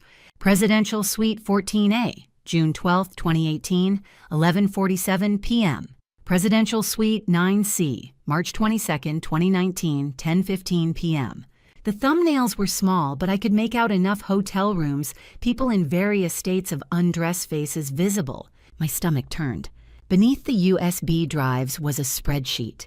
Neat columns: name, date, amount paid, status. Senator M, $800,000. Paid actor. J, $1 million. $200,000. Paid CEOT, $950,000. Paid entrepreneur L, $1,100,000. Paid. The list went on. 12 names, 12 amounts. At the bottom of the folder was a Bitcoin wallet printout. QR code, alphanumeric string, and a balance. $12.3 million. The final page was a maintenance log, a list of Whitmore Grand Hotel presidential suites with installation dates next to each. Camera installation, Suite 14A, May 2018. Camera installation, Suite 9C, January 2019. I sat back in the leather chair, the folder trembling in my hands. Sebastian wasn't just unfaithful, he was a criminal. He'd been blackmailing people, politicians, actors, CEOs, using hidden cameras in his own hotels, recording them in compromising situations, extorting millions, and I'd been sleeping next to him for 9 years. I grabbed my phone, hands shaking so badly I almost dropped it. I photographed everything, every email, every receipt, every page of the ledger, every USB label, the Bitcoin printout, the camera installation log, 73 photos. I checked the time. 11:20 a.m. Sebastian's meeting wouldn't end until 1 o'clock. I replaced the folders exactly as I'd found them, locked the drawer, hid the key back under the brass eagle, wiped down the letter opener, and returned it to the desk organizer. When I left the office, the door clicked shut behind me and I forced myself to breathe. That evening, I made spaghetti carbonara. Sebastian came home at 6:30, kissed my cheek absently, and asked how my day was. I smiled and said, "Quiet." I reorganized the linen closet. He nodded, already scrolling through his phone. We ate dinner. I asked about his meeting. He said it went well. I poured him wine. I played the perfect wife. That night, lying beside my sleeping husband, I made a decision. I couldn't confront him.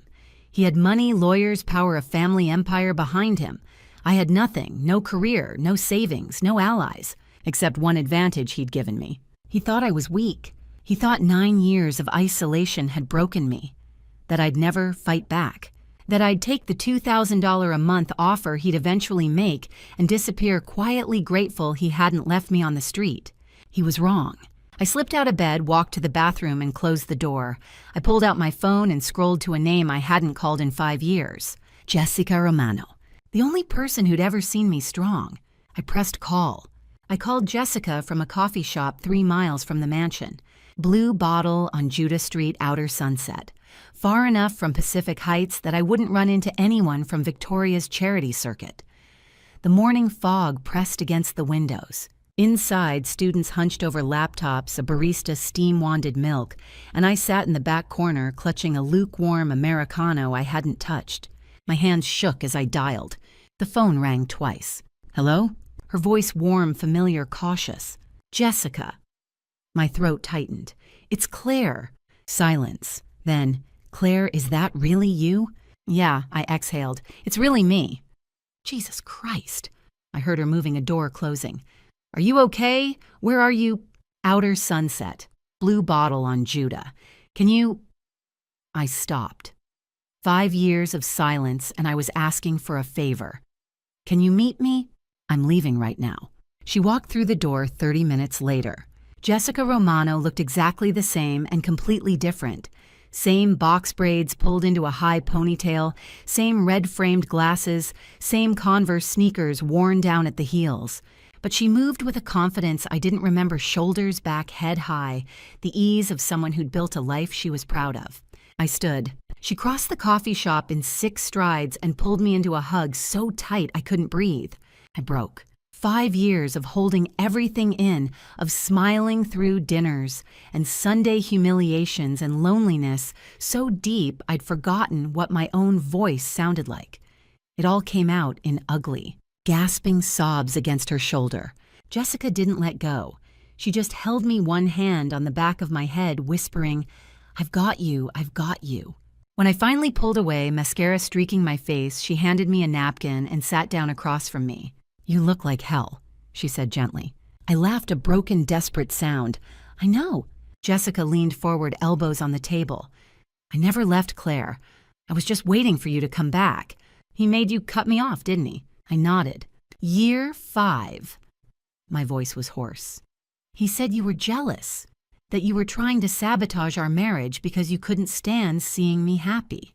He showed me texts, messages I knew you'd never written, but I believed him anyway, because I was so tired of fighting."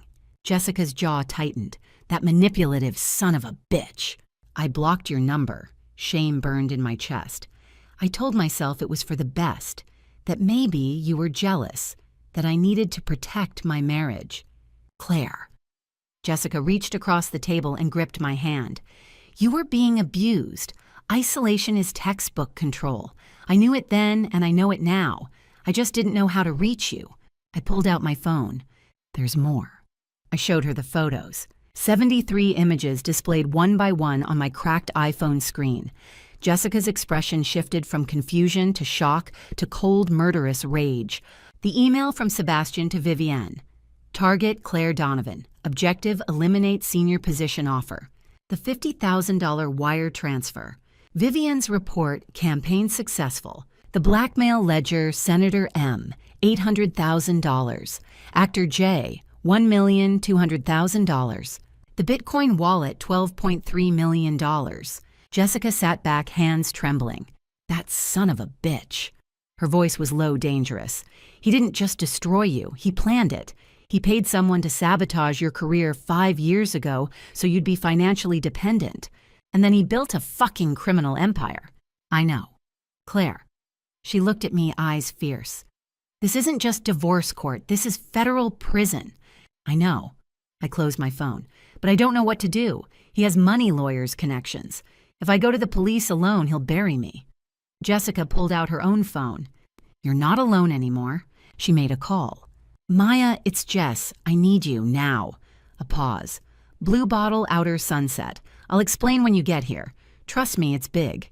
"Who's Maya?" I asked when she hung up. "Maya Sullivan, forensic accountant. We worked together on a startup audit back in 2018. She follows money trails for a living: fraud, embezzlement, offshore accounts. If anyone can make sense of Sebastian's financials, it's her." Jessica squeezed my hand. "And she's ruthless. You'll like her." Maya Sullivan arrived 20 minutes later. She was in her early 30s, hair pulled into a severe bun, wearing a navy pantsuit, and carrying a leather messenger bag that looked expensive. Her sharp, dark eyes scanned the coffee shop with the precision of someone trained to spot inconsistencies, a forensic accountant's gaze that missed nothing. Jessica waved her over. "Maya, this is Claire Donovan. Claire Maya Sullivan, best forensic accountant in San Francisco, and the only person I trust with numbers." Maya shook my hand, firm, professional. Jessica said it was urgent. "It is." I unlocked my phone again. "I need you to look at something." Maya examined the photos in silence. Her expression didn't change, no shock, no rage, just intense focus. She zoomed in on the Bitcoin wallet, printout scrolled through the ledger, studied the email chain. After 5 minutes, she looked up. "Where did you get these?" "My husband's home office. Bottom drawer locked." "Does he know you have copies?" "No." Maya nodded slowly. "Good, because if he did, you'd be in danger." She set my phone down. "This is federal-level crime. RICO Racketeer Influenced and Corrupt Organizations Act. Money laundering. Extortion. We're talking 15 to 20 years in a federal penitentiary minimum." My heart pounded. "You're sure?" "I've worked financial fraud cases for 8 years. This is one of the clearest I've seen." She tapped the ledger photo. 12 victims, $12. $3 million in traceable extortion payments, video evidence of the blackmail material installation logs, proving premeditation. Any decent prosecutor would salivate over this. Jessica leaned forward. So what does she do? She needs police, specifically SFPD Financial Crimes Unit. Maya pulled a business card from her bag and wrote a name on the back. I know someone. Detective James Rivera. 20 years with SFPD, specializes in white-collar crime, embezzlement, fraud, organized financial schemes. He's handled cases against tech CEOs, real estate moguls, even a city councilman. He's honest, thorough, and he doesn't scare easily. She handed me the card. Tell him I sent you. He'll listen. Jessica looked at me. Do you trust us? I stared at the business card in my hand. Detective James Rivera, SFPD Financial Crimes Unit. 5 years ago, I would have said no. 5 years ago, I'd believed Sebastian when he told me Jessica was jealous that the world was dangerous, that I was safer inside the golden cage he'd built. But I wasn't that Claire anymore. You're the only people I trust, I said. Jessica grinned. Then let's take that son of a bitch down. 24 hours later, I sat across from Detective James Rivera in a windowless room that smelled of burnt coffee and possibilities. The San Francisco Police Department's Financial Crimes Unit occupied the third floor of 850 Bryant Street. Detective James Rivera's office had exactly 3 decorations: a family photo him, a smiling woman, 2 teenagers in soccer uniforms, a dying succulent in a chipped mug, and a 20-year service certificate framed in cheap plastic. He sat across from me, silent, studying the 73 photos on my phone. 90 minutes passed. I watched the clock on the wall tick forward, watched my coffee grow cold, watched Rivera's weathered face for any reaction. He had salt and pepper hair, kind brown eyes, and the stillness of someone who'd seen enough human cruelty to be surprised by very little. Finally, he looked up. Mrs. Whitmore, this is a career-making case. I exhaled. Your husband isn't just laundering money, he's running an extortion ring. Rivera pulled out a legal pad and started writing. These victims... He tapped my phone screen, the ledger photo. Senator M. Actor J. CEOT. These are people with everything to lose. Reputations, families, careers. Your husband targeted them deliberately. How long, my voice cracked, how long could he go to prison? Federal RICO charges extortion money laundering, wire fraud. Rivera leaned back. 15 to 20 years, minimum. If we can prove organized criminal enterprise, which this clearly is, maybe longer.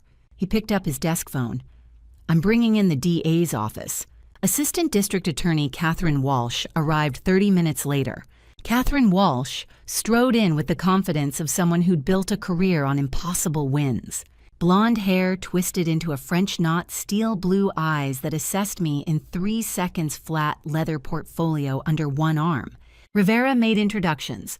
Walsh shook my hand, firm assessing, and sat down. Mrs. Whitmore, I've reviewed the evidence Detective Rivera sent me. Frankly, it's some of the cleanest documentation I've seen in a financial crime case. She opened her portfolio, which is why I'm here to offer you a deal. What kind of deal? Full immunity and protection, an informant agreement. Walsh pulled out a document, slid it across the desk. You help us build an airtight case against your husband, and in exchange, you're protected from any legal consequences. You keep all assets obtained from legitimate sources, and you're eligible for an IRS whistleblower reward. I stared at the document. I don't understand. Let me break it down. Walsh ticked off her fingers. 1 full immunity. Even if you unknowingly participated in any of Sebastian's financial crimes, signing documents, attending meetings, you won't be charged. 2, asset protection. California is a community property state, but we can argue that anything earned before his criminal enterprise began, roughly 40% of your marital assets, is yours to keep. 3, IRS whistleblower reward. The Internal Revenue Service pays 15 to 30% of recovered funds to tipsters who provide actionable information. Given the scale of your husband's operation, we're talking upwards of $1 million. My head spun. And if Sebastian tries to hurt me, witness protection if necessary. New identity relocation, the works. Walsh's expression softened slightly. Mrs. Whitmore, I've prosecuted financial criminals for 15 years. Your husband is dangerous, but he's also arrogant. Men like him believe they're untouchable. That arrogance makes them sloppy. What do you need from me? Evidence. A lot more of it. Rivera leaned forward. What you've given us is a strong start emails, ledgers, Bitcoin records, but we need proof of ongoing criminal activity. Audio recordings of Sebastian discussing the blackmail, video of him meeting with victims or associates, documents showing current transactions. For how long? 3 months minimum, Walsh said. We need to establish a pattern show this isn't a one-time thing but a systematic operation, which means you'll need to go back into that house act like nothing has changed and gather evidence while living under the same roof as a man who could destroy you if he found out. The room felt very small. I'll do it. Rivera stood and walked to a filing cabinet. He pulled out a cardboard box and set it on the desk. First things first, your phone is compromised. I blinked. What? Your husband runs a blackmail operation. You think he's not monitoring his own wife. Rivera pulled a cheap flip phone from the box, ancient, battered, the kind you'd buy at a gas station. This is a burner. Wi-Fi only, no cellular data. You use it only at safe locations, libraries, coffee shops at least 3 miles from your house, your friend Jessica's place, never at home. He handed me a second device, a small black object the size of a lipstick tube. Military-grade camera. Air-gapped, no Wi-Fi, no Bluetooth, no wireless connectivity whatsoever. It records to an SD card. Once a week, you meet me at a public location and hand over the SD card. I give you a fresh one. What about my regular phone? Keep it. Use it normally. Walsh pulled out a list. But create a digital footprint that supports the narrative you want Sebastian to see. Search things like how to save a failing marriage, best divorce lawyers in San Francisco, grief counseling. Make him think you're sad, maybe considering divorce, but not investigating him. Rivera walked me through protocols. Meeting locations, grocery store parking lots, public libraries, the Marina Green on Saturday mornings, joggers everywhere, easy to blend in. Never the same place twice in a row. Device hiding camera goes in a false bottom makeup compact Rivera provided. Burner phone stays at Jessica's apartment, never brought home. Emergency exit if Sebastian ever confronted me if I felt unsafe, I had a code phrase. Call Rivera, say, I need to reschedule our dentist appointment. Extraction team would be at my location within 15 minutes. Weekly check-ins every Thursday, I'd run errands Target. Whole Foods, the dry cleaner, and meet Rivera for 5 minutes in a parking lot to hand off the SD card and report developments. I memorized it all. At 1:30, Walsh placed the informant agreement in front of me. My hand shook as I signed my name. Claire Elizabeth Donovan Whitmore. The pen felt like it weighed 100 pounds. Walsh countersigned, then Rivera. It was official. Welcome to the team, Rivera said quietly. I walked out of 850 Bryant Street at 4 o'clock. The afternoon sun hit my face, warm, blinding. In my purse, 2 phones, 1 hidden camera, a list of protocols memorized, and a new identity. By day, I'd be the obedient wife. The woman who set the table, ironed Sebastian's shirt, smiled at Victoria's criticisms, asked no questions. By night, I'd be a federal informant, recording conversations, photographing documents, building the case that would destroy the man I'd once loved. The performance of my life had begun, and this time I was writing the script. June came with fog and deception.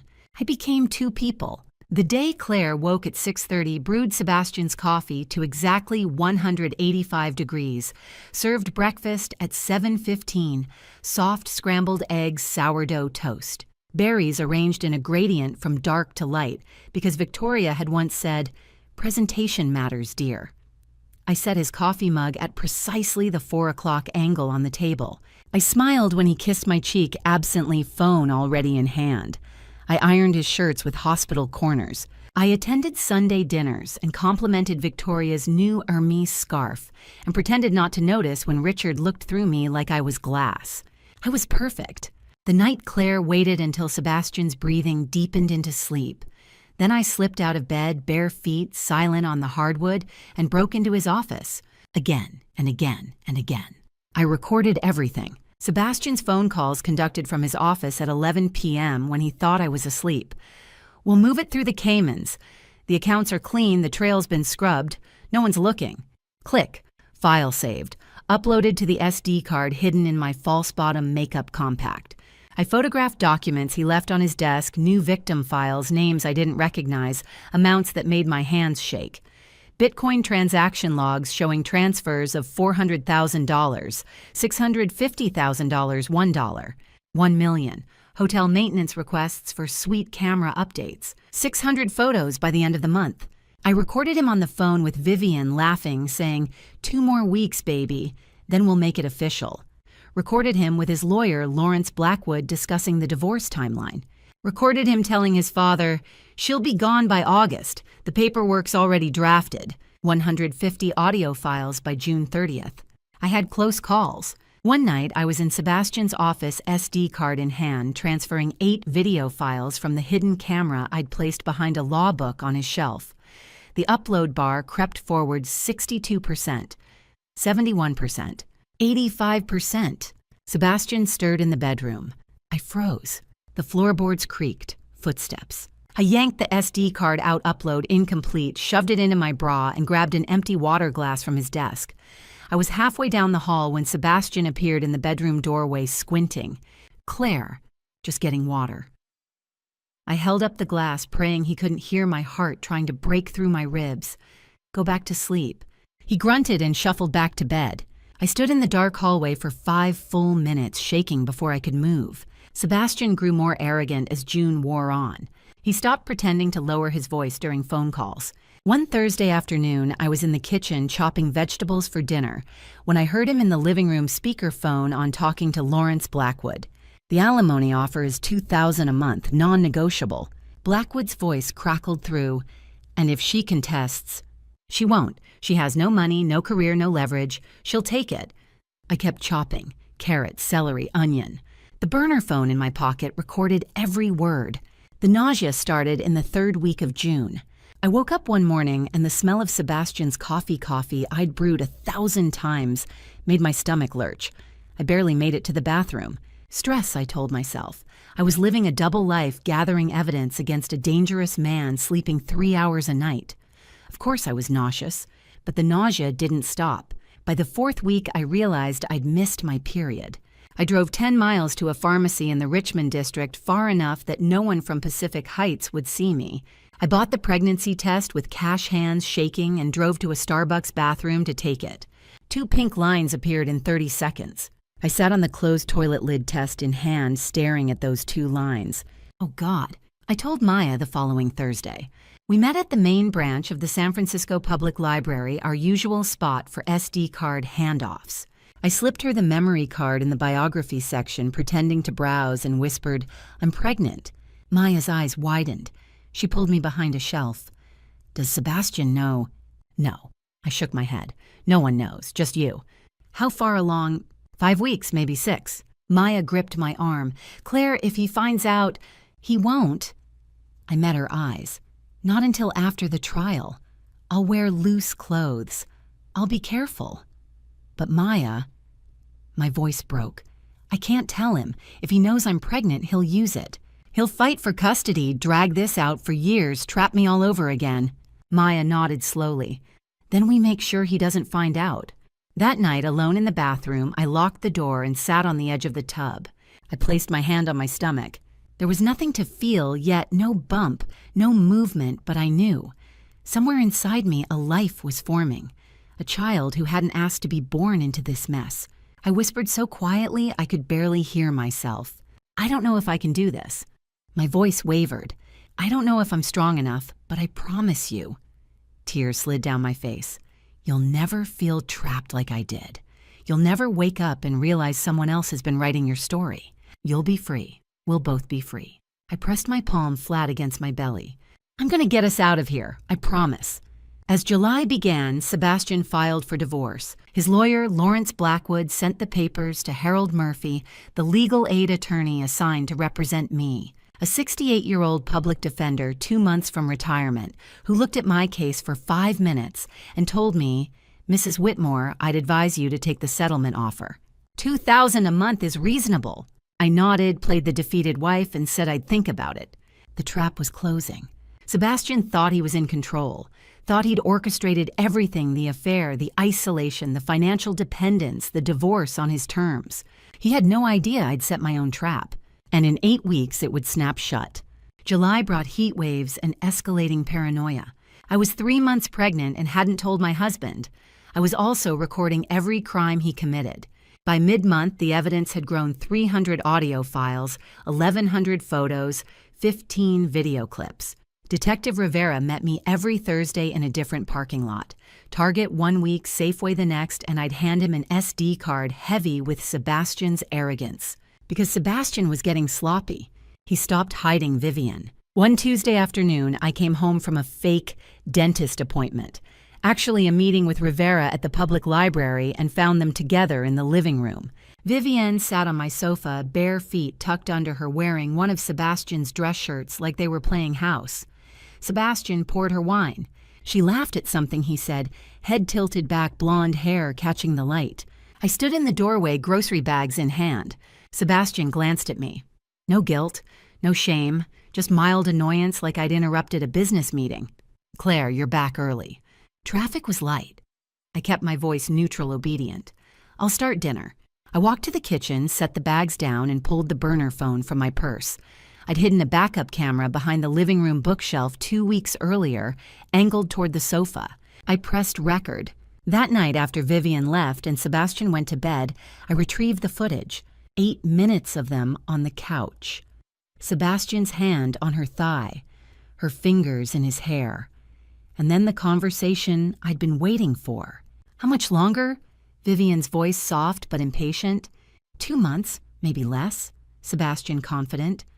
The divorce will be final by September. Claire's broke, no lawyer worth a damn. She'll sign whatever Harold Murphy tells her to. And then you move in. We announce the engagement at your father's gala in October. Whitmore Grand Hotels merges with Ashford Properties. Victoria's already on board. She's been planning the press release. Vivienne laughed. Poor Claire, she really thought you loved her. She thought a lot of things. I uploaded the file, audio file number 287, 8 minutes, 12 seconds. Federal evidence. Hiding the pregnancy was getting harder. The morning sickness had evolved from occasional nausea to full-blown vomiting. I learned to wait until Sebastian left for work at 7:30, then sprint to the bathroom and retch as quietly as possible. I kept a toothbrush and mouthwash in my purse. I blamed my weight gain on stress eating and wore oversized sweaters despite the July heat. The prenatal vitamins stayed hidden in my car, wedged behind the spare tire in the trunk. I was 12 weeks along. The baby was the size of a lime. I hadn't had an ultrasound too risky, too traceable, but Maya had given me a book, What to Expect, when you're expecting, that I kept at Jessica's apartment. Every night I read a chapter and wondered if I was strong enough to pull this off. On a Thursday in late July, I met Maya in the Whole Foods parking lot. She took the SD card, slipping it into her purse while pretending to check her phone. How are you feeling? Tired, nauseous, terrified. Maya squeezed my hand. 6 more weeks, you can do this. After she drove away, I sat alone in my car, hands resting on my belly. The bump was barely visible, just a slight curve under the loose fabric of my dress. I whispered so softly I could barely hear myself. Your father is planning to discard us. He's arranging everything, the divorce, the new wife, the merger with her family. He doesn't know you exist. I pressed my palm flat. And he won't know. Not until it's too late. You're my secret weapon, little one, the thing he can't plan for, the proof that I was never just a discarded wife. I was a mother fighting for her child. I closed my eyes. We're going to win. 2 days later, my burner phone rang. Detective Rivera. His voice was tight. Claire, we need to meet. Now, emergency. 20 minutes later, I stood at the back entrance of 850 Bryant Street, heart-hammering. Rivera pulled me into a windowless room different from his office, smaller cinder block walls, no cameras. His face was grim. We ran diagnostics on your personal phone, the one Sebastian gave you 3 years ago for your birthday. I nodded. You've been compromised. Military-grade spyware, FinSpy. Someone paid $50,000 for this. It's been active for at least 6 months. The room tilted. 6 months. My voice came out strangled. Since January. Since Vivian Ashford walked into your life. I gripped the edge of the table. What does it see? Everything. Texts, calls, emails, location web searches. It can activate your microphone and camera remotely. Claire, whoever installed this, has been watching you for half a year. Sebastian. Rivera nodded. Almost certainly. And then the second realization hit me cold and sharp. He knows I'm pregnant. Rivera's expression confirmed it. When did you search pregnancy symptoms on your personal phone? 3 weeks ago, maybe 4. Before I took the test, I Googled missed period and nausea. Then he's known for 3 weeks. Rivera's voice was quiet. I'm sorry. I sank into a chair. Sebastian knew. He'd known for 3 weeks that I was carrying his child, and he'd said nothing. No confrontation, no demand for answers, just silence, which meant he was planning something. Why hasn't he said anything? I asked. Because he thinks it gives him leverage. Rivera sat across from me. Pregnant wife, no income, no support system. In his mind, you're more trapped than ever. He's probably waiting to use the pregnancy and court fight for custody, drag out the proceedings, bleed you dry with legal fees. What do we do? Rivera leaned forward. We double down on the counterintelligence. We leave the spyware active. If we remove it now, he'll know we found it. Instead, we feed him exactly what we want him to see. Like what? Searches for flights to Chicago. How to disappear. How to start over with no money. Make him think you're planning to run, that you're terrified. Then suddenly the searches stop. You go quiet. You act defeated at home, compliant, broken. Let him think you gave up. I understood. And then, 2 days before trial, we remove the spyware. By then, it'll be too late for him to adjust his strategy. He'll walk into that courtroom thinking he's already won. For the next 2 weeks, I played the most dangerous role of my life. At home, I became the defeated wife. I stopped making eye contact. I cooked Sebastian's favorite meals and said nothing when he didn't thank me. When he and Vivian laughed in the next room, I flinched visibly so he'd see and retreated to the bedroom. On my personal phone, I searched one-way flights to Chicago. How to disappear without a trace. Can my husband track me if I leave the state? Starting over with no money. I clicked through travel sites, read articles on going off-grid, and then abruptly stopped. No more searches, just silence. On my burner phone hidden in Jessica's apartment, I coordinated with Rivera. Evidence files kept piling up: 412 audio recordings, 1,538 photos, 23 video clips. But Sebastian didn't know that. He thought I'd given up. Thought the pregnancy had broken me. Thought I was too scared to run, too weak to fight. He was right about one thing: I was scared. But I wasn't weak. As August approached, I learned something that changed everything. Sebastian wasn't the only Whitmore with secrets. Victoria was watching too, and she'd made a decision of her own. August was the longest month of my life. 4 months pregnant, 3 months undercover, and the walls were closing in. The evidence was complete: 412 audio recordings, 1,538 photographs, 23 video clips. Every crime Sebastian had committed in the past 90 days, cataloged and indexed.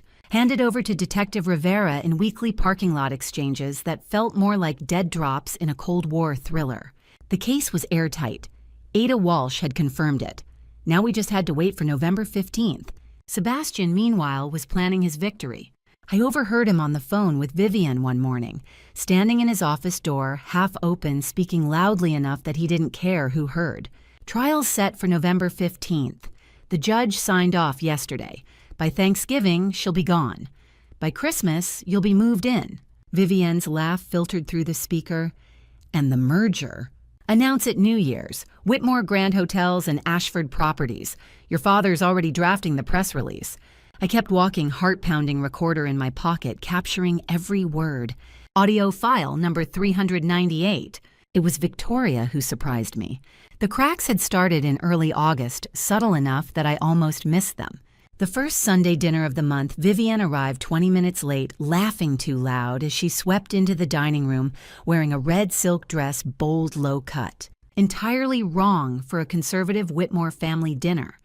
She kissed Sebastian openly, her hand lingering on his shoulder, and slid into the chair that had been mine for 9 years. Victoria's face for just a moment showed something I'd never seen before: disgust. It was gone in an instant, replaced by her usual icy composure. But I'd seen it. The tightness around her mouth. The way her gaze lingered on Vivienne's dress, her loud laugh, her casual disregard for the Waterford crystal. She nearly knocked over, reaching for the wine. Victoria didn't say a word through dinner, but her silence was louder than any reprimand. The following week, I overheard her on the phone with a friend, some socialite from her charity board. I was dusting the hallway, a task I'd started doing to maintain my obedient wife cover, when Victoria's voice drifted from the sitting room. New money always makes noise, Margaret. It's exhausting. A pause. Vivienne Ashford. Preston's daughter. Yes, the real estate Ashfords. No darling, not old San Francisco.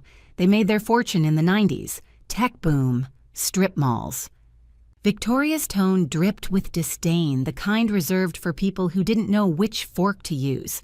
Mid-August, the insult that broke something.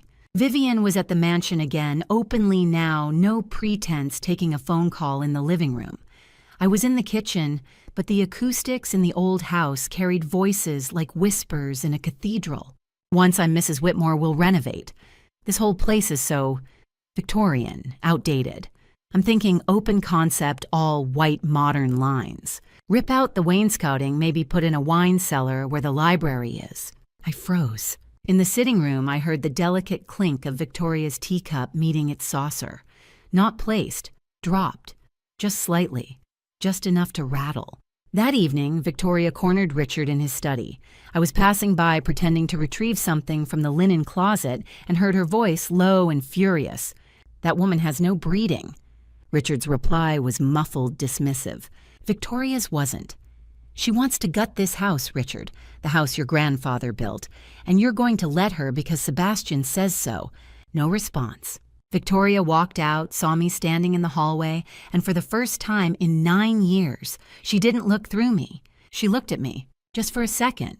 Then she was gone. The breaking point came in late August. I was walking past Sebastian's office door, cracked open as usual, because he'd stopped bothering with discretion, and heard him on the phone with Lawrence Blackwood. The baby. Sebastian's tone was bored, irritated. That's not my problem after the divorce is finalized. Claire can manage on minimum wage and state assistance. It's not even born yet. For all I know, it's not mine. I stopped breathing. My hand went to my belly, 4 months now, a small curve I'd been hiding under loose sweaters and empire waist dresses. Sebastian kept talking. If she tries to claim child support, we'll demand a paternity test. Drag it out. Make it expensive. She'll drop it. I stood frozen in the hallway, rage and grief, choking me in equal measure. I didn't see Victoria, but she was there. On the other side of the office door in the adjoining hallway, standing perfectly still. Her knuckles were white where they gripped the doorframe. Her face, always so controlled, had gone pale. She listened to her son talk about his unborn child, her grandchild like it was an inconvenience, a problem to be solved with lawyers and cruelty. And then silently she walked away. That night I stood in the unused guest room on the 3rd floor. Sebastian had promised years ago that it would be a nursery someday. The walls were still beige, the curtains still dusty, a room waiting for a future that would never come. Not here anyway. I placed my hand on my belly and whispered into the dark. He called you not his problem, said I could manage on minimum wage like you're a burden I should be ashamed of. My voice cracked. But you're not his. You're mine. And I don't care what he thinks you're worth. I'm going to win this not for revenge, not even for me. I'm going to win this for you, so you never have to hear someone say, you're not worth fighting for. I closed my eyes. 1 more week, just hold on. Early September, the pieces fell into place. Ada Walsh called the burner phone. November 15th is confirmed. Judge Patricia Morgan presiding. We're ready. I met Rivera one last time in a library parking lot. He took the final SD card, the last of the evidence, and said, "You did it, Claire. This case is airtight. He's not walking away from this." I nodded, too exhausted to feel relief. At home, I started packing. Quietly. A box here, a suitcase there, hidden in the back of the closet. Clothes, documents. The few things that were mine. Sebastian didn't notice. 1 week before the trial, I found something in my closet I hadn't put there. A jewelry box. Old tarnished silver, the kind Victoria kept on her vanity in the master bedroom. I opened it. Inside was a USB drive and a handwritten note on cream stationery, the Whitmore family crest embossed at the top. The handwriting was elegant, precise. Victoria's. It read, "My son has become something I no longer recognize. I raised him to honor family duty legacy. Instead, he has chosen cruelty. I cannot undo what I enabled, but I can give you this, the keys to his kingdom, passwords, account numbers, the things he thought I didn't know. A Whitmore woman doesn't beg Claire. She wins. V." I stared at the note for a long time. Then I slipped the USB into my purse and walked downstairs to make Sebastian his coffee. One more week. The note was written in Victoria's boarding school script, each letter perfectly formed, slanting right at exactly 15 degrees. I read it 3 times before I believed what I was seeing. My son has become something I no longer recognize. That woman is a parasite who will destroy everything I built. The child you carry has Whitmore blood, whatever name you give it. It deserves better than a father in prison and a stepmother who can't tell real or mess from a knockoff. I never accepted you, Claire, but you are honest. You work. You don't pretend. In my world, that matters more than I ever realized. Use these passwords. Protect my grandchild. Never tell anyone where you got them. A Whitmore woman doesn't beg. She acts. V. I sat on the closet floor note in one hand, USB drive in the other, and laughed. Not joy, disbelief.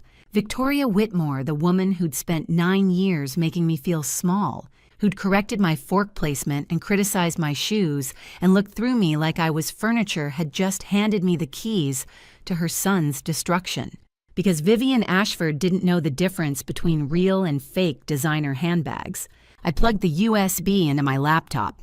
Offshore _ accounts.xlsx, 12 bank accounts, Cayman Islands, Switzerland, Singapore, account numbers, routing codes, login credentials, balances totaling $14.3 million.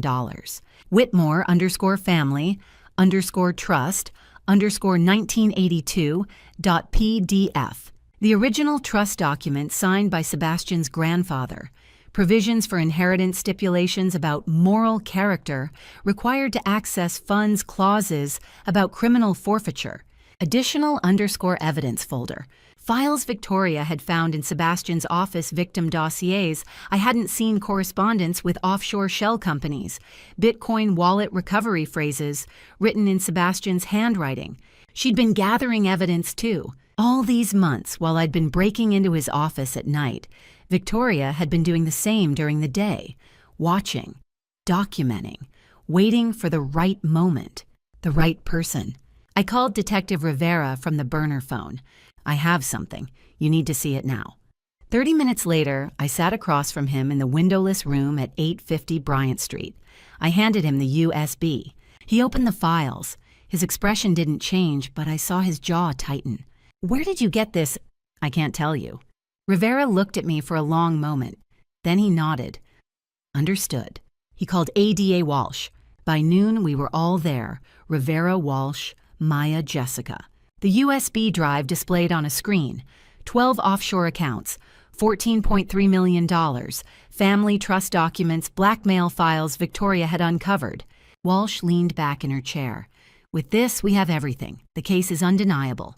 Maya pulled up a spreadsheet she'd been building for 3 months, every piece of evidence Claire had gathered, cross-referenced with dates, amounts, victims. Now with Victoria's files added, the timeline was complete. 18 months of crimes cataloged and indexed. "This is over," Walsh said. "He's not walking away." Rivera outlined the trial strategy. "We present it as a standard divorce hearing, public, open court. Harold Murphy will argue for Claire's alimony and asset division.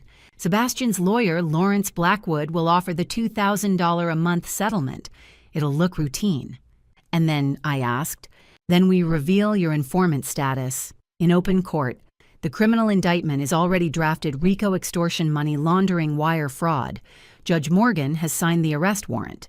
The moment we present the evidence, bailiffs will detain Sebastian. He won't have time to call his lawyers or destroy anything. It'll be over in minutes." Walsh added, "The element of surprise is everything. He thinks this is a divorce. By the time he realizes it's a federal case, he'll be in handcuffs. I exhaled slowly. When do we tell him about the baby? That's your call, Walsh said gently. You can reveal the pregnancy during your testimony. It'll show his cruelty planning to abandon a pregnant wife with $2,000 a month. It's powerful. Oh, I nodded. Jessica reached across the table and squeezed my hand. I'll be there. Front row. You won't be alone. Jessica stayed late that night helping Maya organize the evidence timeline into a presentation for the judge. 412 audio files, 1,538 photographs, 23 video clips distilled into a 50-page document with timestamps, transcripts, and victim testimonies. You did this, Jessica said quietly, looking at the spreadsheet. 3 months. All of this. While living with him. While pregnant. I had help. You had courage. 2 days before the trial, Detective Rivera's tech team remotely removed the spyware from my phone. They made it look like a system error. The app crashed, deleted itself, left no trace. By the time Sebastian noticed, it would be too late. I spent those final days rehearsing my testimony with Walsh. State your name for the record. Claire Elizabeth Donovan Whitmore. How long were you married to the defendant? 9 years. During that time, did you observe any illegal activity? Yes. Over and over. Walsh corrected my posture. My tone reminded me to look at the judge, not Sebastian, to stay calm, to let the evidence speak. I was 5 months pregnant now. The bump was undeniable, a curve I could no longer hide under loose sweaters. I bought a simple navy dress, modest, high-necked empire waist that made the pregnancy visible but not theatrical. Let them see it, Walsh had said. Let them see what he was planning to abandon. The night before the trial, I went home to the mansion one last time. Sebastian was asleep by 10, confident and content. Tomorrow, he thought the divorce would be finalized. Claire would sign the settlement, take her $2,000 a month, and disappear. By Thanksgiving, Vivian would move in. By Christmas, they'd announce the merger. He had no idea. I walked upstairs to the third-floor guest room, the nursery that would never be. The walls were still beige, the curtains still dusty. I stood in the center of the empty room and placed both hands on my belly. Tomorrow everything changes. My voice was steady. Your father thinks he's won. He's planned it all, the divorce, the new wife, the empire he'll build with her family. He thinks I'm defeated, thinks I'll walk away with nothing. I closed my eyes. He has no idea what's waiting for him. Tomorrow, little one will be free. Both of us, I promise. I felt a flutter. The baby moving for the first time. I smiled. November 15th, 2024. I woke before dawn. The sky was still dark, the city quiet. I showered, dried my hair, put on the navy dress, the one that showed my belly, the one that said, I am not ashamed. I ate breakfast alone in the kitchen toast tea while Sebastian slept upstairs dreaming of his victory. I touched my belly one last time. We've got this. Then I picked up my purse containing my ID, the burner phone, a printout of Victoria's note folded into my wallet, and walked out the door. I drove to 400 McAllister Street. The San Francisco Superior Court building rose ahead, gray and imposing in the early light. I parked, took a breath, and walked inside to end my marriage and take down an empire.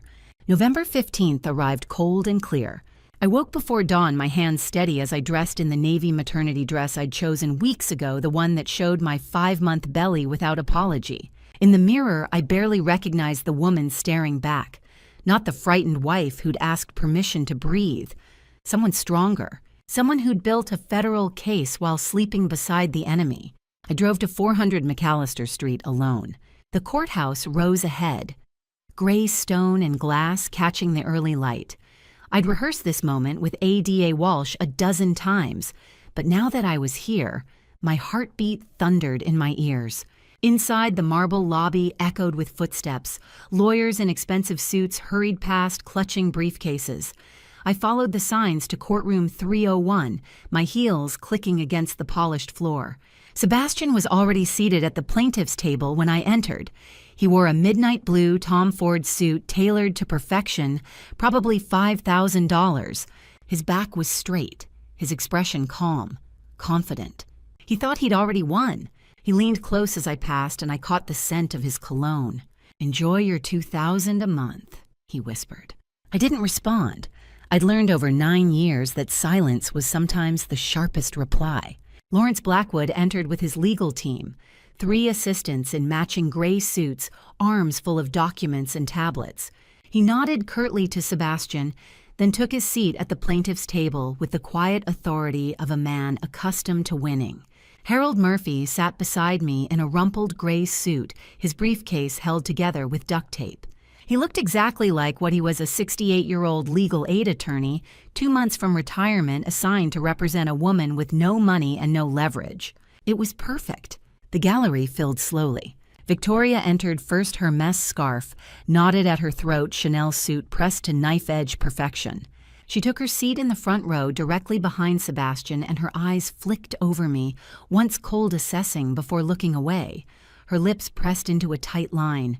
I thought of the USB drive in my purse, the note in her handwriting. A Whitmore woman doesn't beg. She acts. Richard followed, checking his Patek Philippe watch, avoiding eye contact with everyone. He sat beside Victoria, stiff and silent, a man fulfilling an obligation. Then Vivian. She wore crimson, a bold plunging neckline, a dress that demanded attention. Around her neck, the Harry Winston necklace Sebastian had given her for her birthday, $65,000.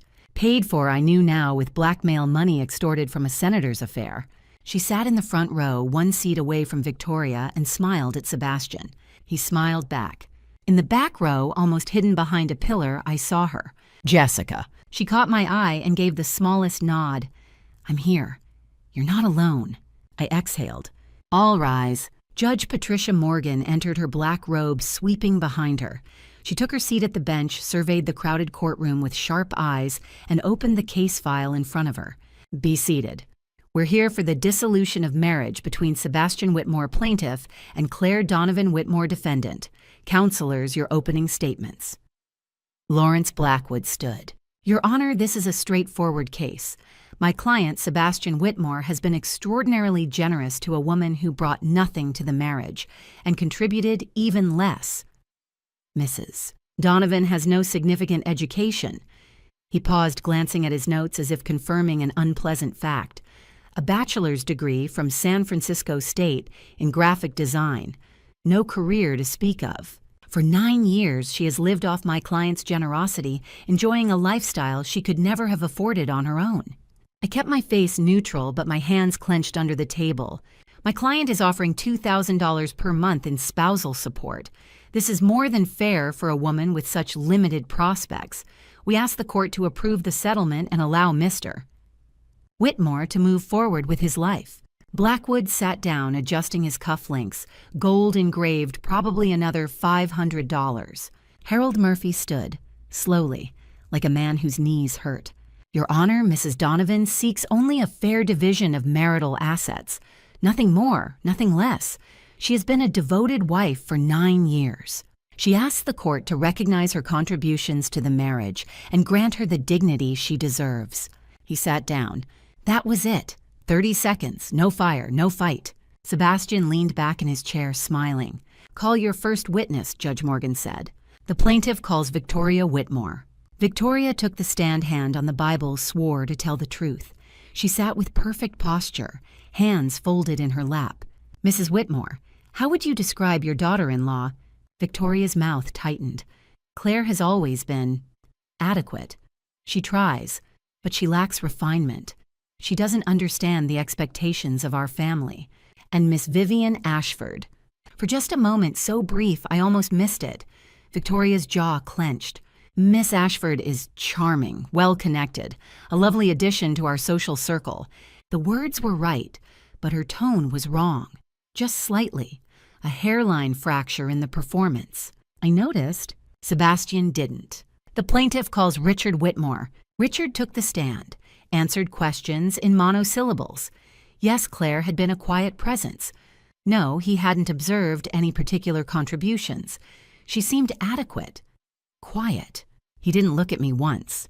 The plaintiff calls Sebastian Whitmore. Sebastian stood, buttoned his jacket, walked to the stand like he owned it. He probably thought he did. Mr. Whitmore, tell the court about your marriage. I loved my wife. His voice was measured, sincere, practiced. When we met, she was young, struggling. I gave her stability, a home, a life she couldn't have imagined. But over the years, we grew apart. She became withdrawn, uninterested in my work, my family, my life. And the settlement you're offering, $2,000 a month. I think that's more than generous for someone with limited prospects. Claire has no career, no professional network. I'm giving her a chance to start over. He looked at me then, just for a second. His eyes said, "You're nothing." Sebastian returned to his seat. Blackwood leaned over, whispered something. Sebastian nodded, smiled. Vivienne adjusted her necklace, catching the light, making sure everyone noticed. Victoria stared straight ahead, lips pressed so tight they were bloodless. Harold Murphy stood. "Your Honor, does the defense have any additional evidence to present?" Judge Morgan looked up. "Mr. Murphy." Harold reached into his duct-taped briefcase and pulled out a yellow envelope. "Yes, Your Honor, one final submission." He walked to the bench, handed it to the judge. The courtroom went silent. Judge Morgan opened the envelope. She pulled out the first page, read it. Her eyebrows rose. She pulled out the second page, read it. Her eyes narrowed. She removed her reading glasses, wiped them slowly, put them back on. She read the first page again. Then she looked up and laughed. Not a polite chuckle, a real laugh. The kind that comes from genuine surprise and profound satisfaction. Sebastian frowned. Blackwood sat forward. Judge Morgan looked directly at Sebastian. "Mr. Whitmore, before we proceed, I need to advise you of your rights. You have the right to remain silent. Before I show you the moment Sebastian's world collapses, the evidence, the victims, the crimes, I want to hear from you. Type justice in the comments if you believe Claire deserves to win. Just so you know, what follows contains some dramatized elements for narrative effect. If that's not your thing, you can stop here." Judge Patricia Morgan's laugh is not the polite, performative kind judges sometimes offer to diffuse tension. It is genuine, delighted, the sound of justice recognizing itself. The courtroom freezes. Sebastian's posture stiffens. Lawrence Blackwood's hand hovers over his briefcase latch. Victoria Whitmore sits motionless in the third row, her expression unreadable. For the first time in 9 years, she doesn't look away when our eyes meet. Judge Morgan removes her reading glasses, sets them on the bench, and leans forward. Her voice cuts through the stunned silence with the precision of a scalpel. "This," she says, "is the most satisfying case I have presided over in 25 years. She pauses, lets the weight settle. Then she looks directly at Sebastian. "Mr. Whitmore, before we continue, I must inform you that you have the right to remain silent. Anything you say from this point forward may be used against you in criminal proceedings." Sebastian's calm cracks. His jaw tightens. His fingers drum once-twice on the polished table. Lawrence Blackwood leans toward him, whispers something urgent. Sebastian shakes his head, eyes fixed on the judge. Judge Morgan picks up the yellow envelope Harold Murphy submitted. She opens it slowly, methodically, and begins to read aloud. "To the Honorable Judge Patricia Morgan and all present for the past 4 months, I have been a cooperating witness with the Financial Crimes Unit of the San Francisco Police Department and the United States Attorney's Office." The courtroom erupts. Gasps ripple through the gallery. A reporter in the back row fumbles with her phone. Victoria's hand tightens on her handbag. Richard Whitmore glances at his wife, then at the floor. Judge Morgan raises one hand. Silence returns. "My husband, Sebastian Whitmore, is currently under federal investigation for charges including racketeering under the Racketeer, Influenced, and Corrupt Organizations Act extortion money laundering, and illegal wiretapping. I have worked with law enforcement to document his crimes. The evidence has been submitted to this court and to federal prosecutors. I respectfully request that this divorce hearing proceed with full transparency regarding the source of marital assets." Sebastian stands abruptly. His chair scrapes against the floor. "This is insane," he says, voice sharp. "Your Honor, my wife is clearly under duress. Sit down, Mr. Whitmore." Judge Morgan's tone is steel. "You may speak when I permit it." Sebastian sits. His hands are shaking. Assistant District Attorney Catherine Walsh steps forward from the rear of the courtroom. She is dressed in a charcoal suit, her expression calm but intense. She carries a black accordion folder. "Your Honor." Walsh says, "With the court's permission, I would like to present supplementary evidence relevant to the division of marital assets." "Proceed," Judge Morgan says. Walsh opens the folder. She pulls out a single sheet of paper, places it on the document camera. The image projects onto the screen behind the judge's bench. The email header reads, "From S. Whitmore at whitmoreinvestments.com to v.ashford.consulting@gmail.com. Subject portfolio project. Final payment date, March 14th, 2019. The body text is damning. Vivian attached is the final consulting fee, $50,000. Goal achieved, wife's professional reputation. Destroyed financial dependency, secured. Campaign successful. Looking forward to our next collaboration." The courtroom is silent. Vivian Ashford, seated in the second row, goes white. Her hand flies to her throat, fingers brushing the Harry Winston necklace, $65,000 purchased with extorted funds. Sebastian half rises. "That email is taken completely out of context." "Mr. Whitmore." Judge Morgan says, "You will have an opportunity to testify. Right now, you will sit quietly." Walsh continues, "Your Honor, this email documents a conspiracy to sabotage Mrs. Claire Whitmore's career 5 years ago. Ms. Vivian Ashford was paid $50,000 to fabricate plagiarism accusations that resulted in Mrs. Whitmore's termination and subsequent unemployment." She pulls another document. "This is Ms. Ashford's consulting invoice with the notation, 'Goal removed, wife financially dependent, campaign successful.'" Vivian's face crumples. She covers her mouth with one hand. Walsh places a USB drive into the court's computer. A spreadsheet appears on the screen. "Your Honor, over the past 4 months, Mrs. Whitmore covertly gathered evidence while living with her husband.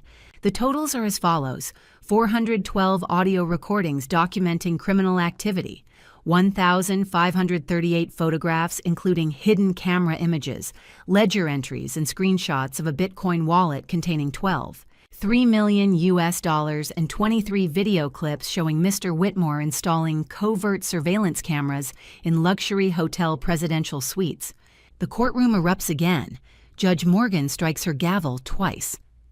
"The investigation," Walsh continues, "has identified 17 victims over a period exceeding 6 years.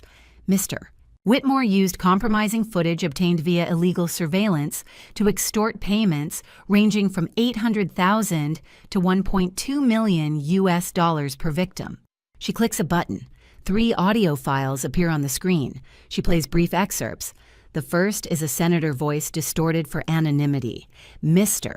Whitmore threatened to release a video showing my affair unless I paid $800,000. I paid to protect my family and my career." The second is an actress.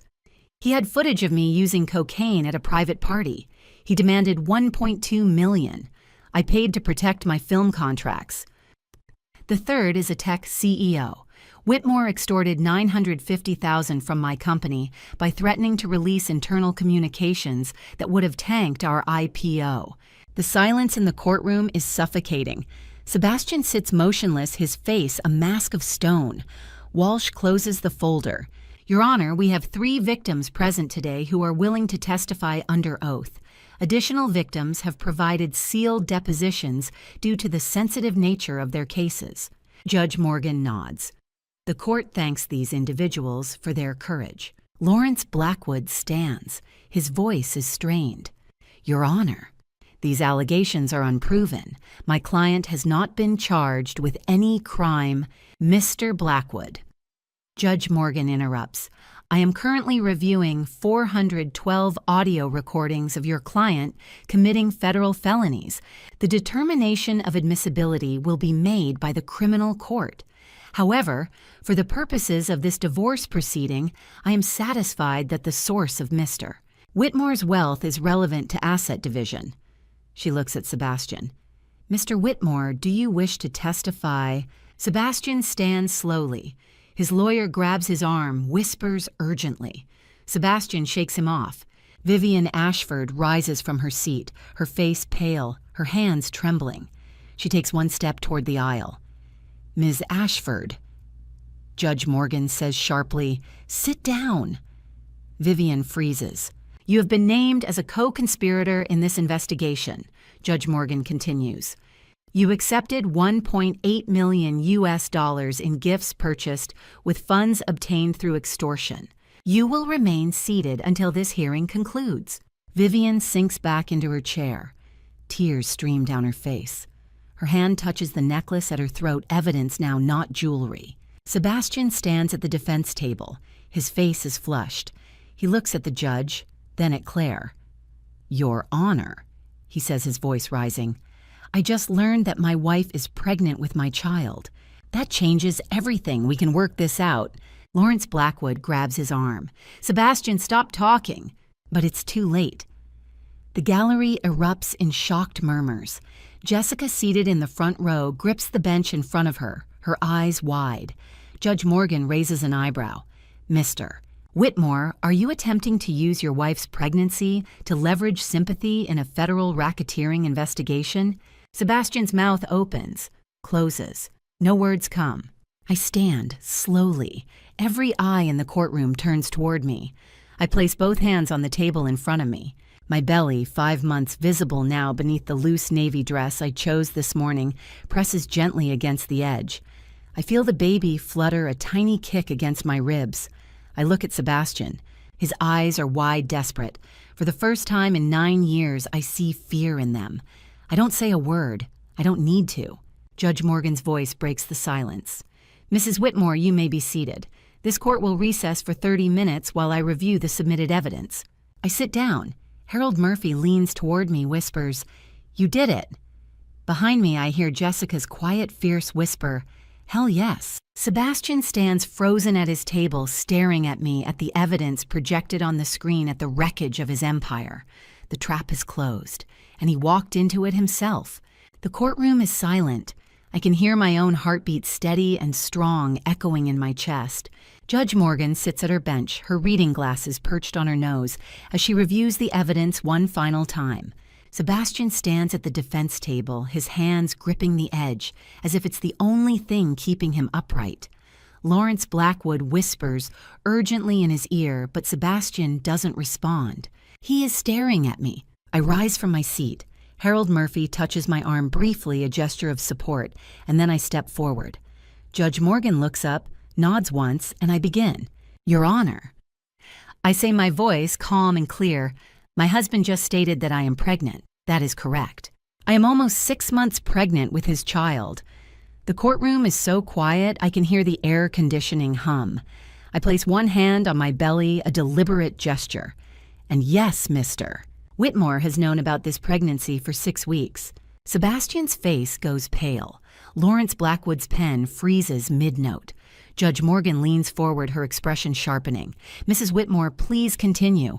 "He discovered my pregnancy," I say, "by installing illegal surveillance software on my personal phone. Detective Rivera can confirm this." Detective James Rivera rises from his seat in the 3rd row. He is dressed in a dark suit, his badge visible at his belt.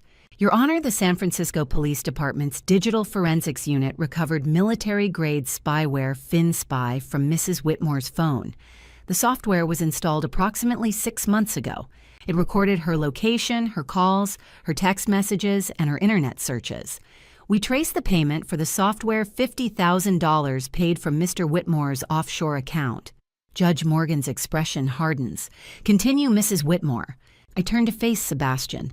His eyes are wide, desperate. For a moment, I almost feel sorry for him. Almost. "My husband did not tell me he knew about the pregnancy," I say. "He did not ask how I was feeling. He did not offer support or concern. Instead, he planned this courtroom ambush. He intended to use our unborn child as a manipulation tool, his final move." My voice does not waver. "But I am not the woman he married anymore.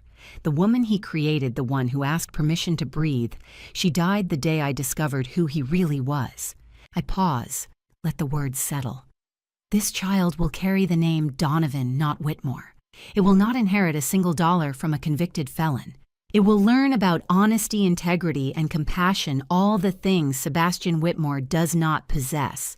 It will know that its father chose crime over family, and it will be raised by one good parent. That is enough. Sebastian finally finds his voice. "Claire, please, you lost the right to call me that," I say, cutting him off. My tone is not angry. It is final. Judge Morgan removes her glasses. She sets them on the bench with a sharp click. "Mr.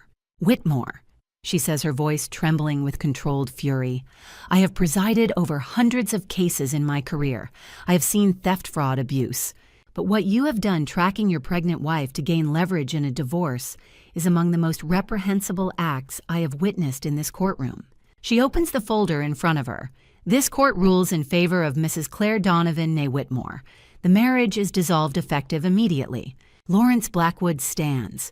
"Your Honor, we request time to review—" "Sit down, Mr. Blackwood." Judge Morgan's tone leaves no room for argument. "I am not finished." She turns to me. "Mrs. Donovan, the court awards you $5.8 million in marital assets. This represents the entirety of funds acquired before year 4 of the marriage assets, verified as coming from legitimate sources.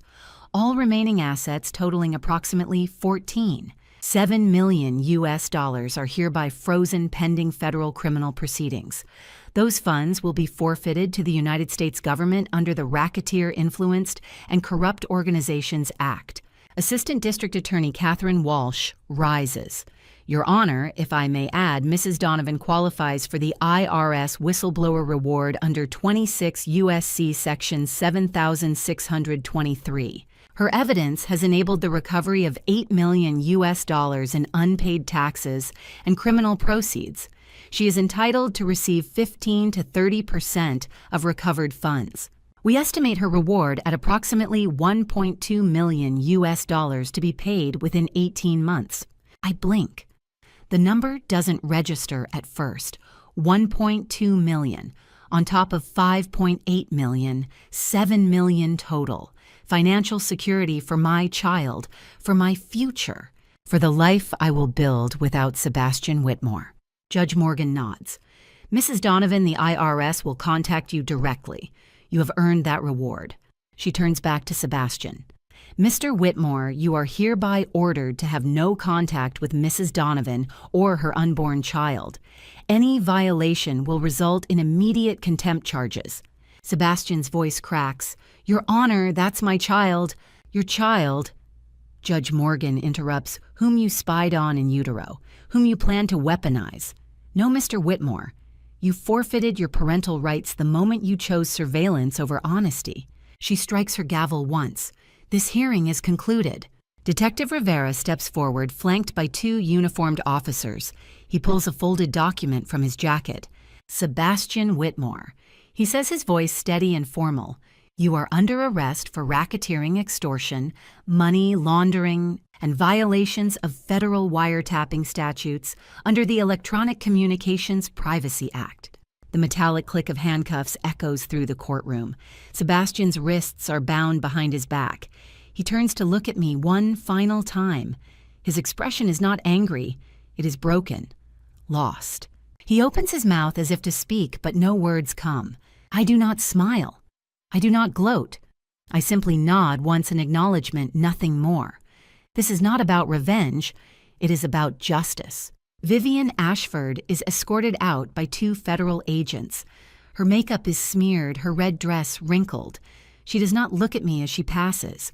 Victoria Whitmore remains seated in the 3rd row, her hands folded in her lap. A single tear rolls down her cheek. She meets my eyes and nods slow, deliberate, a gesture of respect. Richard Whitmore sits beside her, frozen, his mouth slightly open, unable to process what he has just witnessed. Jessica rushes forward, wrapping her arms around me. "You did it," she whispers, her voice thick with tears. "You're free." I place one hand on my belly, feeling the baby kick a tiny, insistent flutter of life. "We did it," I whisper back. Harold Murphy gathers his papers, shakes my hand. "Mrs. Donovan, it has been an honor." I watch as Sebastian is led through the courtroom doors. His Tom Ford suit is wrinkled now, his shoulders slumped. 2 officers flank him, their grips firm on his arms. He does not resist. He does not look back. I turn toward the opposite door, the one that leads to the hallway, to the sunlight streaming through the courthouse windows to the rest of my life. Jessica takes my hand. Together we walk.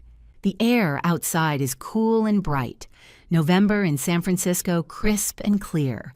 I breathe it in deep and slow. For the first time in 9 years, I am not afraid. I am not small. I am not silenced.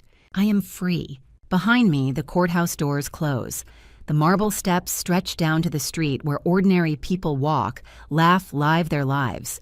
I place one hand on my belly and whisper, "We're going home, little one, our home, where no one will ever hurt us again."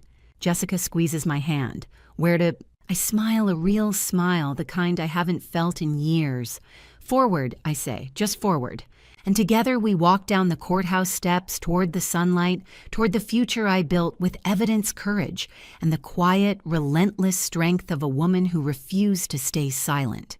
3 months after the hearing, winter gives way to spring, and Sebastian's empire has collapsed completely. In December 2024, facing overwhelming evidence and the prospect of a multi-year RICO trial, Sebastian Whitmore accepts a plea bargain. His attorneys negotiate with federal prosecutors, trading his testimony against 2 of his victims' men, who later turned out to be involved in their own white-collar schemes, for a reduced sentence. He pleads guilty to racketeering extortion money, laundering, and federal wiretapping violations. The trial that was supposed to stretch into 2026 ends in a single morning. On February 14, 2025, Judge Patricia Morgan sentences him to 15 years in federal prison, eligible for parole after 10. The dominoes continue to fall. Vivian Ashford is charged as a co-conspirator. She returns the one. $8 million in gifts, serves 500 hours of community service, and loses her real estate license. Her career evaporates overnight. Preston Ashford, her father, issues a public statement disowning her. "My daughter made choices that violated every principle I taught her," he says on the steps of his Nob Hill office. "I cannot and will not defend her actions." Victoria and Richard Whitmore lose everything. The Whitmore Grand Hotel is seized under federal forfeiture laws, purchased investigators discover with laundered funds. Their Pacific Heights mansion is sold to pay legal fees. They move to a 2-bedroom apartment in Daly City, a quiet suburb 40 minutes south of the city. Victoria's charity board positions are quietly revoked. Her social circle dissolves. Richard takes a consulting job with a mid-tier investment firm. They do not speak to the press. Then in mid-February, I receive a letter. Harold Murphy forwards it to me with a brief note. "You should see this before you decide." The envelope is marked with the return address of FCI Dublin, a federal correctional facility in the East Bay. Inside, in Sebastian's precise slanted handwriting, is a 2-page letter. "Claire, I know I don't deserve your compassion, but I am writing to you because I have no one else. The other inmates discovered that I allegedly stole $4, $3 million from criminal partners before my arrest. The rumor is false, but it doesn't matter. Last week, 3 men attacked me in the yard. Broken ribs, punctured lung, facial trauma. The guards intervened, but they made it clear if I want to survive, I need protection. Prison gang protection costs $50,000. I am asking you, begging you to send that money for our child. The baby needs a father. I will pay you back when I am released. Please, Claire, I made terrible choices, but I am still the father of your child." I read the letter twice. Then I set it on my kitchen table and stare at it for a long time. Jessica, visiting that afternoon with groceries, reads it over my shoulder. "What are you going to do?" she asks quietly. I pick up my phone, and I call a press conference. 2 days later, I stand on the steps of the San Francisco Superior Court where this all began. More than 20 cameras are pointed at me. Reporters shout questions. I raise one hand and they quiet. I am 8 months pregnant now, my belly prominent beneath a simple gray dress. I hold up the letter. 3 days ago. I say, my voice steady. I received this letter from my ex-husband, Sebastian Whitmore, currently incarcerated at FCI Dublin. I read excerpts aloud, omitting only the most graphic medical details. When I finish, I fold the letter and look directly into the cameras. My ex-husband taught me many lessons during our marriage. The most important one was this: always ask permission before spending money. I pause. So, I ask myself, should I send $50,000 to a man who financially abused me for 9 years? A man who spent millions on his mistress while interrogating me over grocery receipts? The answer is no.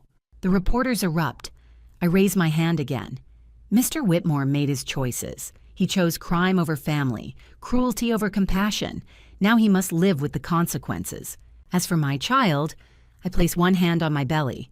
This baby will learn that actions have consequences, that integrity matters more than money, and that one good parent is enough. I turn and walk back into the courthouse, ignoring the shouted questions. The video goes viral within hours. 50 million views in 48 hours. Hashtags trend worldwide, hashtag Claire Donovan, hashtag actions have consequences. Public opinion split: 70% support me, 30% criticize. He's still the baby's father. Talk shows debate for weeks. I become an icon for survivors who refuse to be silent. In April 2025, 8 months pregnant, I attend a small ceremony in Jessica's Soma studio. She has agreed to be Hope's godmother. I told you I never left, she says, tears in her eyes. I'll always wait for you. In May, 1 month before my due date, Victoria Whitmore visits my apartment in the Richmond district, a modest 2-bedroom near my parents' bakery. The conversation is awkward at first. She sits stiffly on my couch, her hands folded in her lap. I failed my son, she says finally. I will not fail my grandchild, if you will permit it. I look at her, this woman who once made me feel invisible, who handed me a USB drive that helped destroy her own family.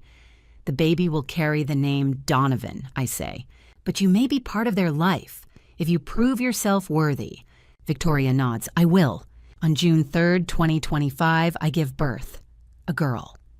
Healthy, 8 pounds, 2 ounces. I name her Hope Donovan. In the hospital room, I hold her against my chest and whisper, "We did it, little one. You're here. You're safe, you're loved, and you're free." My new life takes shape slowly, carefully. The apartment is small, but mine. The IRS reward has secured Hope's college fund. I return to freelance design work on my own terms. My parents visit weekly, doting on their granddaughter. Jessica stops by for coffee every Thursday. Victoria's visits are supervised but sincere. She is learning slowly to be the grandmother Hope deserves. One June morning, sunlight streams through my living room window. I sit at my drafting table, Hope asleep in her bassinet nearby. My phone buzzes a new client inquiry. I smile, lift Hope gently, and whisper, "What do you think? Should we take this job?" Hope makes a small, contented sound. I laugh. I'll take that as a yes. 9 years ago, I thought I had won the lottery. I was wrong. This moment, this life, this freedom, this is the jackpot. And to you listening to this story, remember this. I never imagined my life would become a tale of family betrayal and family revenge.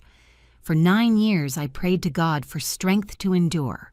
I prayed for wisdom to understand why my husband chose cruelty. And when I finally gathered evidence in those dark hours, I prayed to God one final time, not for vengeance, but for courage to protect my unborn child. Looking back, I see my mistakes clearly. I stayed silent too long, believing family betrayal was something that happened to other women, not me. My advice: don't be like me. Don't wait 9 years to find your voice. If you sense betrayal in your marriage, trust your instincts. Document everything. Seek help early. True family revenge is not about destruction. It's about reclaiming your dignity and showing your children that actions have consequences. The path of family revenge taught me this: justice and mercy can coexist, but only when accountability comes first. Family betrayal leaves scars, but it also reveals your strength. God gave me Hope literally and figuratively, and I will spend my life ensuring she never tolerates what I endured. If this story moved you, please comment your thoughts below, share it with someone who needs strength, and subscribe for more stories of resilience. Thank you for staying until the end. A final note: upcoming stories contain fictionalized elements created for educational purposes. If this content isn't for you, feel free to explore other options that suit your preferences better.